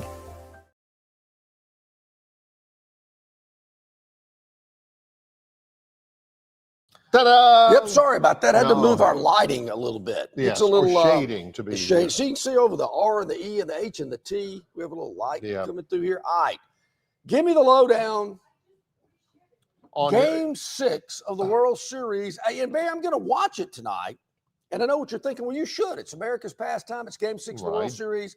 No, well, okay, I get that. I don't want to say no. But I have a financial interest in it, which is making me a little bit more interested in seeing what the outcome will be. Well, I'm going to try. My neighborhood over there on the other side of 231 from like downtown is renowned for Halloween. Jason Jones knows about all that. People go nuts. I mean, there's thousands of people that invade our neighborhood for Halloween. I mean, come from all over for Halloween. People spend hundreds of dollars on candy and everything, and it's nuts. I've got work to do over at Troy this afternoon to get ready for a big weekend and everything. And I'm hoping to get back in time and beat the crowd and beat all the trailers and buses that are going to be coming in. Don't be coming to my house because, unfortunately, because I've got work to do to get ready for football and basketball. I love bringing candy to the kids, but I can't do it tonight. No. So I'm going to be sneaking a look. Hey, Jason, pass the word around there. The McKnight house is off limits tonight. Off limits tonight. I will try to sneak a peek at the World Series tonight. It's Game 6. If Toronto wins, and they are playing at home at the Rogers Center, then they are the World Series champions for the first time since 1992. Oh, okay. 93. They'll go up against the hottest pitcher, not named Trey Yesavage, in Major League Baseball right now, and that's Japanese right-hander Yoshinobu Yamamoto. He has been terrific. He was 12-8 in the regular year. He's 5-1 in the postseason. He's 3-1 in the Championship Series and the World Series. He's about 5'10", 175, Japanese guy, which is, I guess, big in Japan. Oh, huge. But he throws 98. He throws what he calls a shooter. There's a cutter. There's a big slider, great changeup. He's going to throw them all. He's going up against journeyman right-hander Kevin Gaussman for the Blue Jays, who's 2-2 in the postseason so far, but a good ERA. And they want to win this one like tonight. Toronto wants to take care of it tonight. If they don't, Game 7 will be played in November, which I hate. Ooh. And then pitchers and catchers will report in about 3 weeks after that. 3 weeks after that. It feels that way. I was schooled by some of my Canadian friends that you don't call it Toronto. There is no second T. It's Toronto. Toronto. So Toronto. if Toronto wins tonight, they're that. the World Series champions. Does that really go over well that a Canadian team wins America's pastime? I mean, well, have you looked at the rosters?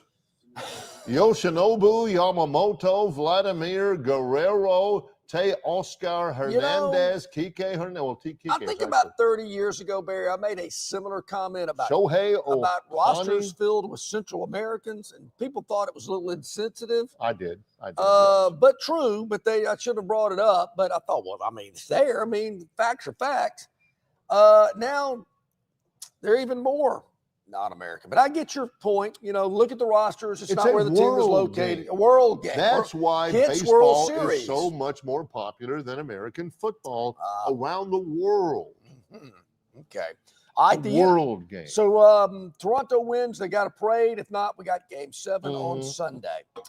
It is tonight with Longshore's BFF John Smoltz on the color. Former Smoltzy. Montgomery Biscuits play-by-play announcer Joe Davis. Beautiful. Who's awesome, doing the play-by-play. Fox tonight, 7 o'clock. All right. NFL, Barry, a lot of dog games this week in the NFL. One of them was last night, Baltimore 28-6 over Miami. But Sunday, a lot of 12 o'clock games, not great matchups. The Falcons at New England. New England's been hot lately, playing really well. Former Alabama commitment, Drake May. Was he a commitment, or was there word about he was transferring? No, he was a commitment out of high school. Yeah. And then he started off really well at Alabama, and I hear he's transferring back. Right. The Jag only 3 late games on Sunday. What? The Jags at Vegas, the Saints at the Rams, with a new starting quarterback, by the way, Tyler Shuck, and the marquee game, Kansas City at Buffalo. Wait a minute. Are you telling me Kansas City Buffalo is only at 325? The only football night in 325. America? Yep, that's Seattle at Washington. That's kind of interesting. Seattle, Washington at Washington. Oh, look at that. Dallas on Monday night. Go figure, huh? What is the Cowboys' record, by the way? Cowboys right now stand at 3-4-1. And that's Monday night worthy? There again, I know what you're saying. They're not any good, but America loves them. The TV ratings are through the roof. And when John from Wetumpka comes back into Montgomery, he's flying back into the Montgomery Regional Airport. He's been at an FFA meeting in Indianapolis. Very nice. I will get him to give us some updated numbers for Major League Baseball. Tonight, Barry, the baseball should dominate. We got 3 college games tonight. How about Belichick at Syracuse tonight? I guess that's the marquee college game. And not just Belichick. He's not just his fiance. He's bringing the whole North Carolina football team with him. Memphis at Rice, Brown at Penn. Why don't they ever have Brown versus Rice? Good point. Just a thought. North Carolina at Syracuse, Louisiana Tech hosting Sam Houston, Idaho at Northern Arizona. I don't like the ratings numbers for those tonight going up against the World Series, but we're going to get some numbers coming up. Yes, we are. Speaking of Brown, Barry, that reminded me, back in the day, you could wager on Ivy League football. It was a cash cow. And they took it off the board, allegedly, because Ivy League teams didn't have spring practice. They don't. Spring and they don't have football. scholarships and stuff. So for some reason, they took the Ivy League games off the official Nevada rotation. That was a dark day for me, because I made a lot of money off Ivy League. Lehigh over Brown. Yale over Colgate. Give me Dartmouth. Yeah. All day. Man, I bet Ralph Michaels remembers those days. We'll talk with Ralph wager on the Ivy League in just a moment. Wager Talk in the Gold Sheet. He's next with Longshore and McKnight live from Stivers, Chrysler, Dodge, Jeep, Ram in Prattville, Alabama, in association with Yellowhammer News, presented by Bud Light. Local banking expertise, the newest innovations and technology, personal attention, genuine hospitality. It's all just part of the Riverbank and Trust difference. They invite you to experience it for yourself. Welcome to Banking Above and Beyond at Riverbank and Trust. Locations throughout the river region, locations throughout the state of Alabama. Riverbank and Trust. Dixie Electric Plumbing and Air is excited to participate in our annual Catch Me in Pink campaign, raising money for cutting-edge breast cancer research. We partnered locally with the Joy to Life Foundation and Vera Bradley to help raise significant funds in support of the cause. Each week, we are giving away prizes locally in addition to our national grand prize, a tropical trip for two. To enter, simply snap an USSI of you and a pink-clad Dixie employee and enter it on our website. Dixie will donate money for every photo that's submitted, and you will be entered to win big. Okay, back at it here on this Friday. We're live here at Stivers, Chrysler, Dodge, Jeep, Ram. End of the month. Take advantage of that. Yes. We'll exceed those sales goals. How do they do that? By providing the absolute lowest price for a Chrysler, Dodge, Jeep, or Ram vehicle. They've got them loaded up here for you, ready to move. All right, Ralph Michaels, Wager Talk and the Gold Sheet joining us as he does each and every Friday. Hey, Ralph, good morning. Thanks for joining us. Do you remember the Ivy League when you could bet on it? Yeah, well, and you can again now that it's come back. Pennsylvania tonight, by the way, is a 12.5-point favorite against Brown, a total of 51.5. And all those FCS games are on the free Wager Talk live odds screen. So especially when we get to the playoffs in a few weeks and you're watching the game and you want to see what the sides or totals are, because FCS football, playoff football, is legit. I mean, for those that aren't fans, it is exciting to watch those guys, watch them play. Let me ask you another question then. There used to be something back in the day called the official Nevada rotation. Mm-hmm. And when Local Man gave you your sheet for the upcoming games, the games were what was in order of the rotation. The Ivy League games were a part of that rotation. Two questions. Are they still a part of it? And is there still something known as the official Nevada rotation? Well, there is, but what's really changed is that if you go to FanDuel or DraftKings, and they are by far the two biggest sports books, they no longer use the rotation. It was too confusing for them online, so they load them by start times, and there is no rotation. But if you go to any Nevada casino, it is still in the order. And again, those are the numbers on the free Wager Talk live odds screen. You'll see them. The FCS games are also part of that rotation, but you always see like a 6-digit number. Like tonight, North Carolina and Syracuse is game 317, game 318. The road team is always the odd number because the home team's on the bottom. And then if you look at the FCS games, you'll see like 309, 072, just the extra added games. So I remember Barry and I were talking about this years ago, and I mentioned, when you go to a sports book in Vegas, you don't walk up to the window and say, give me Syracuse minus 14, because the guy looks at you and then he looks up at the board. You got to give him the number. I want number 318 for 200. Yeah, no question. And that is really why. I mean, because there are, all these states. How many walk-up sports books are there besides in Las Vegas? I know like in some of the sports arenas, the Cavs have one inside there where they have one or two tellers, but most of them now are just all kiosks that it saves them labor and all they got to do is look it up, and they look it up by team name. And, I like the numbers just because it's easier to say, but I understand why the new sports books have gone away with it, because it adds more confusion than it does for the people. There's a lot of people out there, Ralph, who think preseason college football polls need to go away. They're totally worthless. You put up something on your Twitter account, the preseason college football top 25, you might as well crumple that up and throw it in the wastebasket right now. Oh, I'm glad they do it because it gives you value playing against those teams, because so many people are enamored that this team is ranked and this team's not. And that's such a joke. And, I know that a lot was made, this year about ranked teams playing non-ranked teams. Well, think about it. If you're number 24, you might be one more vote than the guy who just missed off being number 26. How much does that really mean, being a ranked versus non-ranked? Now, if you're ranked a top 5 or top 10, that's a little different story. But just to say ranked versus unranked, a silly notion. Get that out of your heads. I'm with you there. All right, Ralph, a couple of games we have found interesting. Barry and I have talked about several of them. Looking forward to your thoughts about it. Obviously, here's a perfect example. Coming into the season, Penn State was ranked extremely high. Some people had them number 1 in the country. They fired their coach. They've had an off week. Things have settled down a little bit.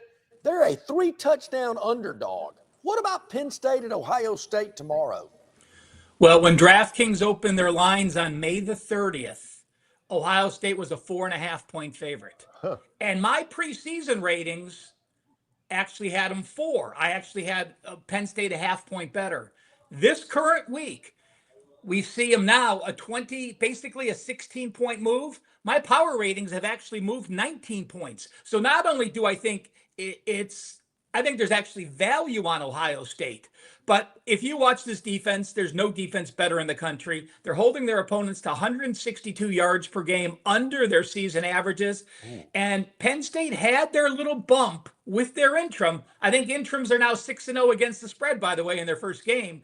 But think about this Penn State team. We're definitely going to make the playoffs. Drew Aller may win the Heisman. Drew Aller may get drafted in the top 5 in the NFL. You win your first 3 games, and now not only do you lose 4 straight games, those last 2 games against Northwestern and Iowa, you had leads at halftime, you had leads after the 3rd quarter, and you allowed 75-yard drives on the final drive to lose both games. That is the type of thing that could break someone's backbones. And I did of course I looked it up. When teams had a lead going into the 4th quarter and lost back-to-back games, they are only 27.3% against the spread since 2014. It is very deflating. But I will say this. With this Penn State offense and this Ohio State defense, I'm going to give you crazy best bet for this segment. Okay. The first half total for Penn State is 3.5. And I'm going under 3.5 first half for Penn State. This is Ohio State's points they allowed at halftime.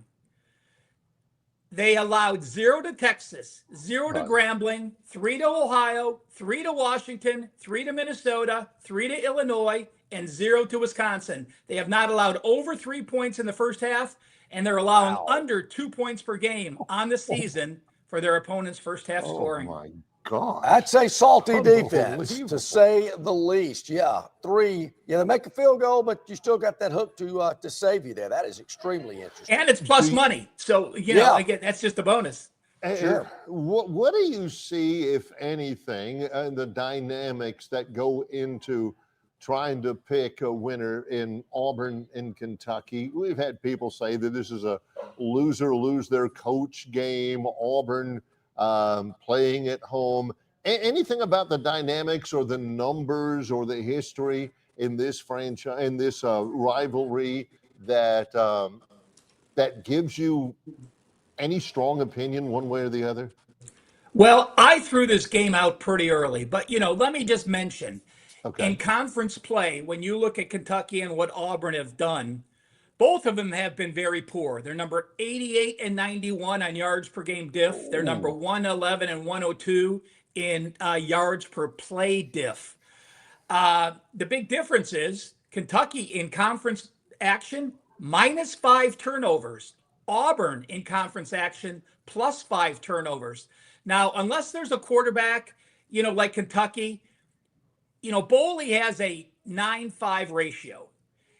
And to me, if I have one good turnover team and one bad turnover team, and I don't think one causes the effect on the other, I like to fade the team like Auburn. That's been very advantageous because Auburn's only 1-5 +5 turnovers. That's a horrible record. We know that the refs took away the Missouri game, and it just seems they can't win games and they learn how to lose games. But on the flip side, Kentucky hasn't won a conference game either. I really don't know. This is the game I tossed over early. I think both teams are going to be playing tight because of that experience. And when that happens, I like under. And if I like under in these SEC games, I tend to prefer the first half under because coaches make adjustments at half and open up the offense a little bit. So to me, first half under. No real opinion on the side because Kentucky's wins are against Toledo and Eastern Michigan. So, hey, they'd be ranked like second in the MAC. And then you look at Auburn's wins. The Arkansas win, again, they were +3 turnovers in that win. That's why they win that game. Ball State. And, again, let's remember, they did beat Baylor early, but they got outgained by 68 yards. Ralph, what about what's happening in Texas, in Austin, specifically tomorrow morning? Vanderbilt, hot. People are all over them. They love them. They love Diego Pavia and the way they've played. Texas, a couple of teams, they took them to overtime. I mean, their quarterback, Arch Manning, gets a concussion last week. What about Texas in this spot against these red-hot Commodores? Well, my power ratings actually favor Vandy. So, again, I've played against them a few times. They have impressed me. I didn't trust them, but I still can't get there now going on the road. Let's remember, they've only played one road game in 5 weeks. They went to Alabama. They only scored 14 points. They only had 16 first downs and 330 yards. And this Texas defense is far better than Alabama's. But you also see Texas was exposed last week at Mississippi State. That was on the road, and that was over the air.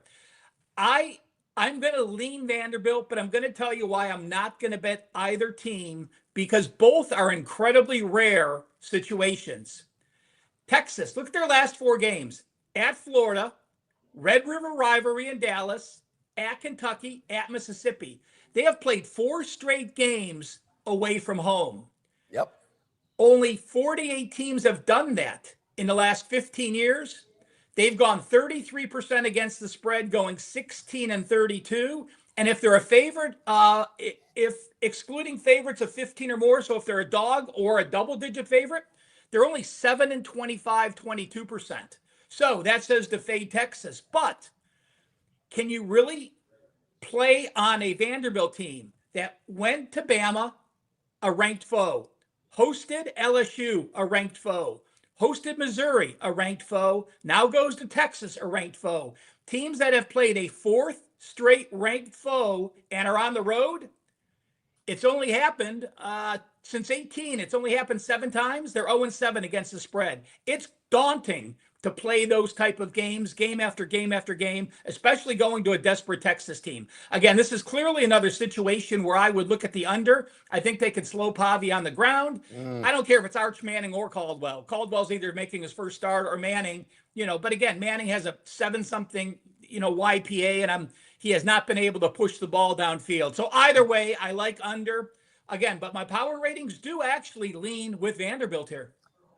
Okay, what game are we missing, Ralph? How about a game for our viewers and listeners to maybe take a look at? College or pros, anything jumping out at you? Well, I'm going to say this. I'm not sure if you guys, if it's World Series Game 7, or Vanderbilt, Texas, or Florida, Georgia, you're probably going to have this one on the 4th screen, John. I know you like your 4 screens. Oh, yeah. And that is Delaware against Liberty. Sure. Yes. You look at the Blue Hens. This is their first year in the FBS. They're +3.5 points. I think they should be favored. The Flames 0-3 against the spread, and the only game they've covered this year was UTEP when they were +2 turnovers. Liberty's number 95 on offense and 60 on defense compared to their opponents' averages. And if you just look at the stats, this is one of the most misleading things, folks. That's why you have to look at strength of schedule. The Flames' pass defense is in the top 10. They're allowing 54% and 167 yards per game. Delaware's a passing team. They're number 8 in the country. But Liberty's pass offenses that they faced, number 128, number 121, number 101, number 85, and number 45. So they faced one top 80 pass offense. The one team that was in the top 80, they put up 490 yards, 271 pass yards. And again, Delaware is number 13 in pass offense. Blue Hens get the win, and they're having an amazing first year in the FBS. Barry's on the Blue Hen website right now. All this makes great sense to us. Love it. All right, Ralph, let our viewers and listeners know how they can get more information about Wager Talk, the Gold Sheet, follow you. How do they do it? Guys, I'll mention the Gold Sheet today. So if you go to wagertalk.com, right on the front, you're going to see we have Gold Sheet for half price. It's only $9. You get a write up on every college football game and every NFL game. That breaks down to about 7 cents per game. So try out the Gold Sheet. And again, make sure you just check out the free odds page. shortcutwt.buzz/odds. Get you odds on every sport. And follow me on Twitter or X at CalSportsLV. Have a great Halloween weekend, guys. You too, Ralph. We'll talk next week. Thank you. Go Trojans. Yeah. Need it, Ralph. Need it. Appreciate that. Thanks very much. Yes, man. Ralph Michaels, Wager Talk, and the Gold Sheet. Take advantage of that Gold Sheet special offer. I read it every week, Mary. I mean, I love it. And I can print it out and hold it. I can read it online, or if I want to, I print it out. Yes. I like to hold it. And just because of the theatrics of it all. Yeah. John does the same thing. That's why he likes looking at the stocks in the newspaper. That's why, I see Amalgamated Widgets is up slightly. I like to do that. Same thing. John will, when his buddies are around, he'll pull out that Gold Sheet and they're all like, oh. I got to tell you, Barry. And they're looking over his shoulder, and John's like, interesting. That line's been growing here. Oh, wow. What? I've probably been reading the Gold Sheet longer than any other publication. That and Philip Marshall. Probably the two longest continuous publications that I've been reading. I started reading the Gold Sheet when I was about 5th grade. You had Dick and Jane. You had the Curious George. Yeah, that's true. You had those. Little Johnny learned to read with the Gold Sheet. And the sheet was gold. The paper that they printed it on was a golden color. Hence. And the print was black. And since I was in about 5th grade.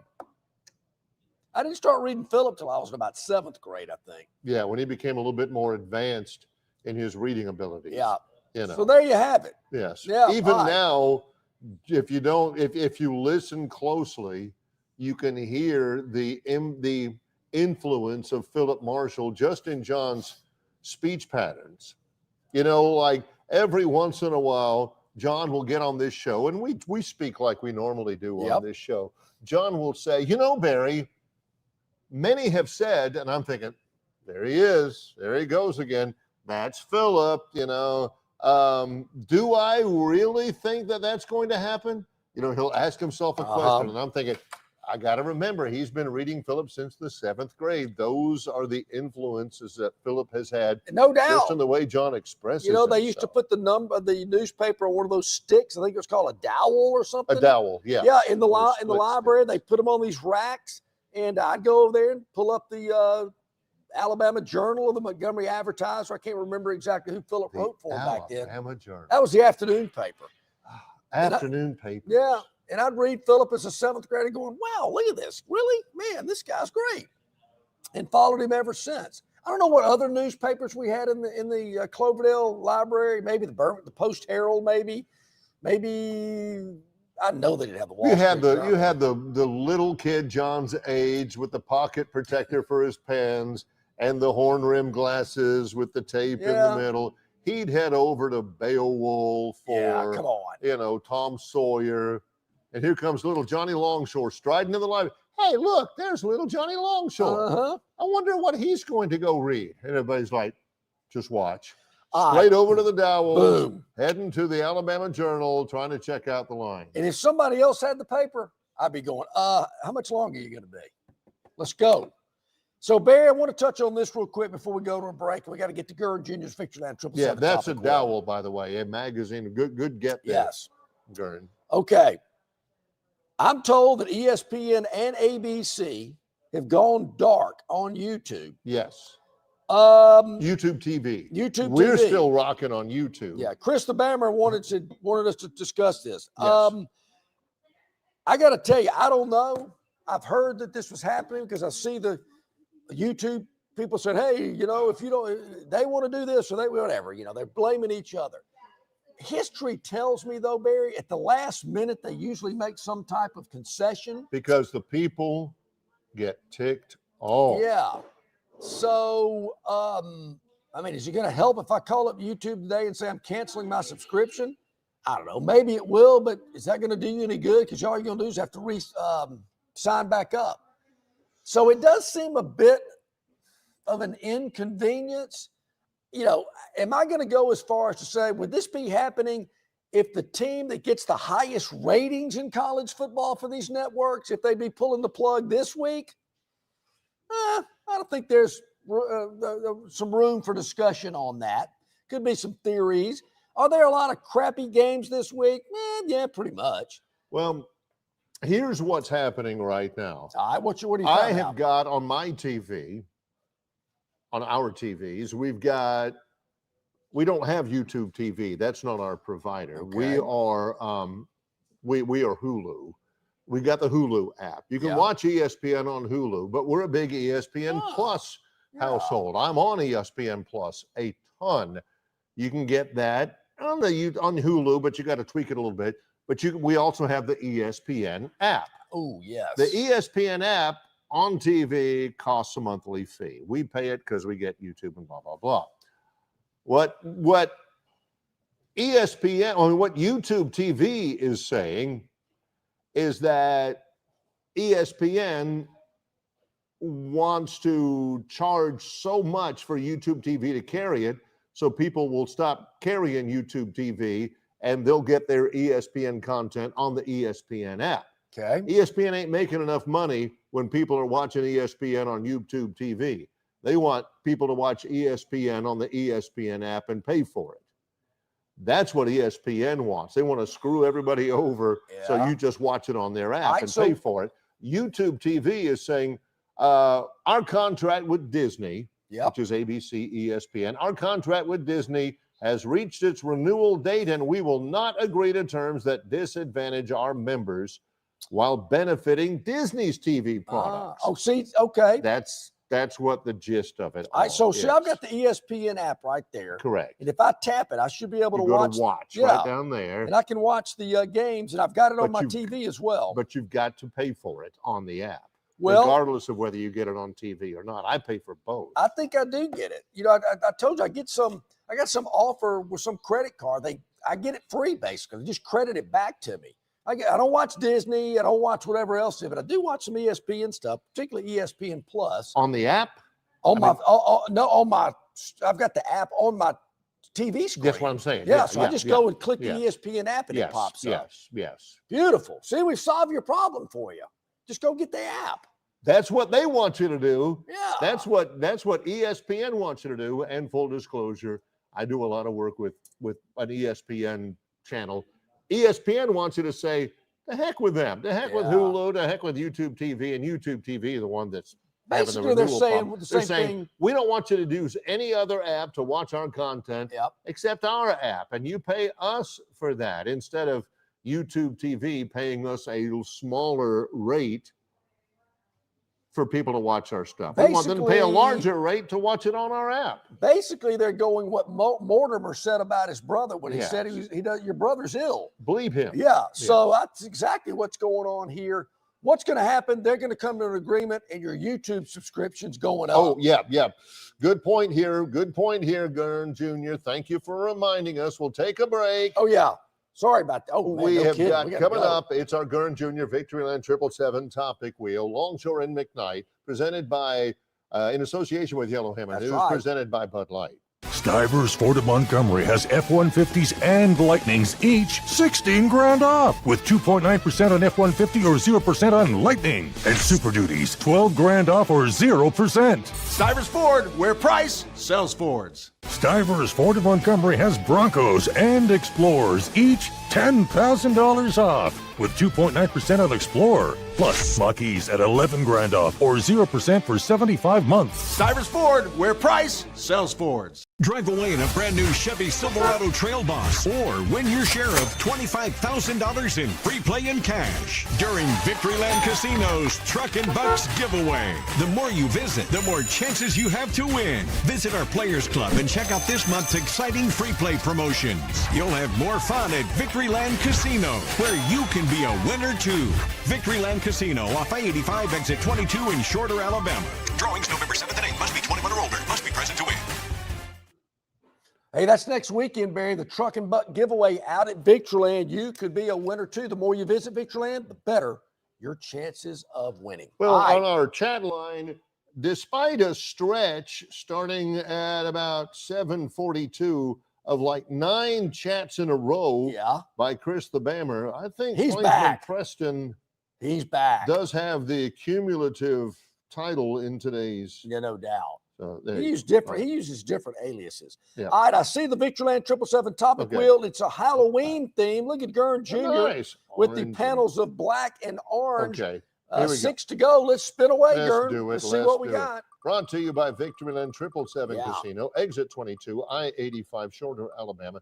You can be a winner too. Been a long time. That's a good song by Boston. Yeah, it back is. in the Yeah, day. been a long time. Such a long time. Huh. Kids in Des Moines, Iowa. What? Which is one of Tim Brando's favorite places. Yeah, no kidding. Trick-or-treating for the first time in decades because of storms. Huh. Yeah. Interesting. They have they have Beggar's Night, a tradition in Des Moines that replaces too much vandalism. People were in that year, 1938, Des Moines police responded to more than 500 reports of vandalism on Halloween night, in which teens set fires and threw bricks. Ever since, kids go trick-or-treating on the night before Halloween, known locally as Beggar's Night, while Halloween is reserved for adult and family-oriented activities. Come on, Des Moines. But there are storms that for earlier, so they're going to actually have Halloween tonight. There you have it. Okay, that's All been right. a long time. Let's do it. For sure.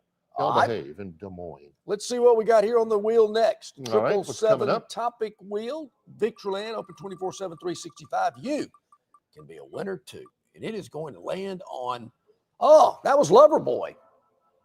Turn me me loose. How to do it my way or no way at all. All right. That was a good bass line in that song. Video shows monkey and diaper gets loose inside. Halloween. Monkeys don't mess around. Now, those are captive monkeys. They wear the diapers.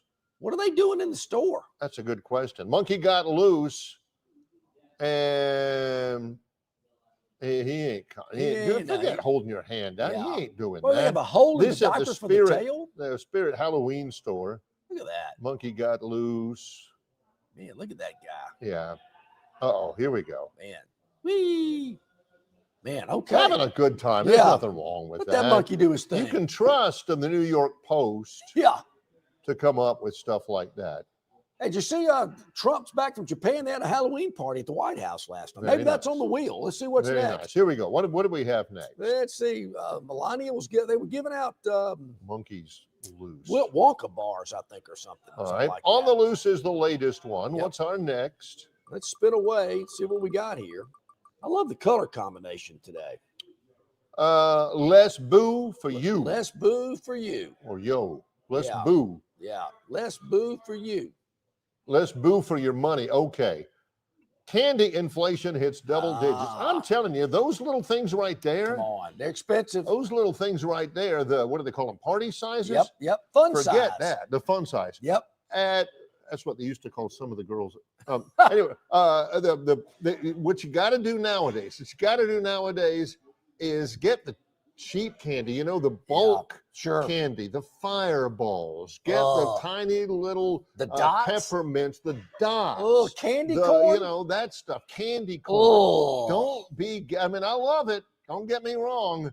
Don't be getting the Snickers and the Baby Ruth and Those the are expensive, Butterfingers and the Almond Joys in those wrappers. Whew. Get it the most you can for the cheapest amount, because the kids, they'll come to your house more if you have good candy. You give them bad candy, Trick-or-treating lasts about 30 minutes. Yeah, then your house gets rolled. Yeah, that's exactly right. All Which right. is cheaper than paying for all that candy. There you go. Spin All away. What do we else got? I like Gurn Jr. with a big Halloween theme. Love that guy. Big Halloween theme. Is this going to be Harry Potter? I One of think my it favorite is, subjects. But I think it's spelled differently. Oh, Harry. Yeah. Yeah, like Harry Dog, like the UGA mascot. The Harry Potter. Not to be confused Does with his anybody cousin remember from Hogwarts. Does anybody remember the old Saturday morning cartoon called Captain Caveman? Ooh, I don't ever remember see that one? I don't remember that one. There used to be some good ones like Speed Buggy. That one looks just like Captain Caveman to me. Captain Caveman. Basically, he had a big old club and he used to say, Captain Caveman. Was he in Land of the Lost? Land of the Lost was another one. I mean, the photography of that raft going down the yeah. How cheap was that? Really cheap. All right, 2 more to go. Can we Electro squeeze them Woman in? and Dyna Girl. That yeah. I was still a Johnny Quest What was fan. the guy from Shazam? Oh, he's from Jackson Boswick. He was from Montgomery. That's what it was. I knew it was a thing. All right, this one's not enough. How much were they paying us? Hershey wins lawsuit. Claim Reese's candies aren't spooky. A judge dismissed a lawsuit claiming that their Reese's candies tricked customers. They had spooky Halloween designs on the packages. Come on. While the chocolates themselves didn't have anything spooky. They show it that it's got that on there, but you open it and it's just a regular Reese cups. I tell you, Barry, the Reese's that are shaped like eggs for Halloween. Those are better than the regular They Reese's. are. They're softer. They're moister. If I ever go into like the drugstore and get me Reese's, I ain't getting the big cup. I ain't getting the double Reese's. If they got the Reese's eggs. If you had the Reese with the white chocolate, pretty good. No, disagree. I like Reese's. Okay. Have we got one more? One more to wrap up our Halloween on Halloween edition. Runaway. That was a Bon Jovi song, I believe. She's a little runaway. Oh, that was also Del Shannon way back in the day. I think you're right. Yeah. Exactly. Okay, here we go. What do we got here? Ohio police, let's hit the headline for just a second. Ohio police pursue a runaway giant Halloween pumpkin. Sometimes on YouTube, I'll go to the police chases, which is a bad idea for me because my son's a law enforcement officer and you see people behaving badly. An inflatable pumpkin got loose. Oh.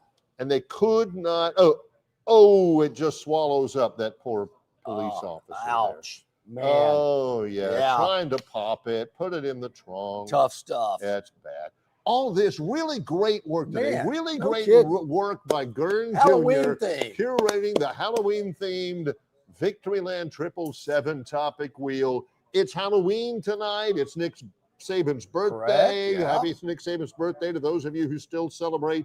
And it's also end of the month. It is, Barry. Last day of the month. That means advantage to the car buyer. So head on out here to Stivers CDJR in Prattville on Cobbs Ford Road and get the deal that you want. You make the move. You tell them what you're willing to pay here because they want to exceed those sales goals. Huge inventory for you to choose from at Northwest Florida and Alabama's largest volume Ram dealer, where you can save up to $21K on 2025 Ram 1500s with a ton to choose from. Come on by and see them. We will be back on Monday. Well, John will be back on, John and I will be back on Monday. I'm out on Tuesday. We've got a lot going on. It'll be game week again for Alabama. So a lot going on. For everybody here at Stivers Chrysler Dodge Jeep Ram in Prattville, for our producer Gurn Jr. and John Longshore, I'm Barry McKnight. It's Longshore and McKnight in association with Yellowhammer News, presented by Bud Light.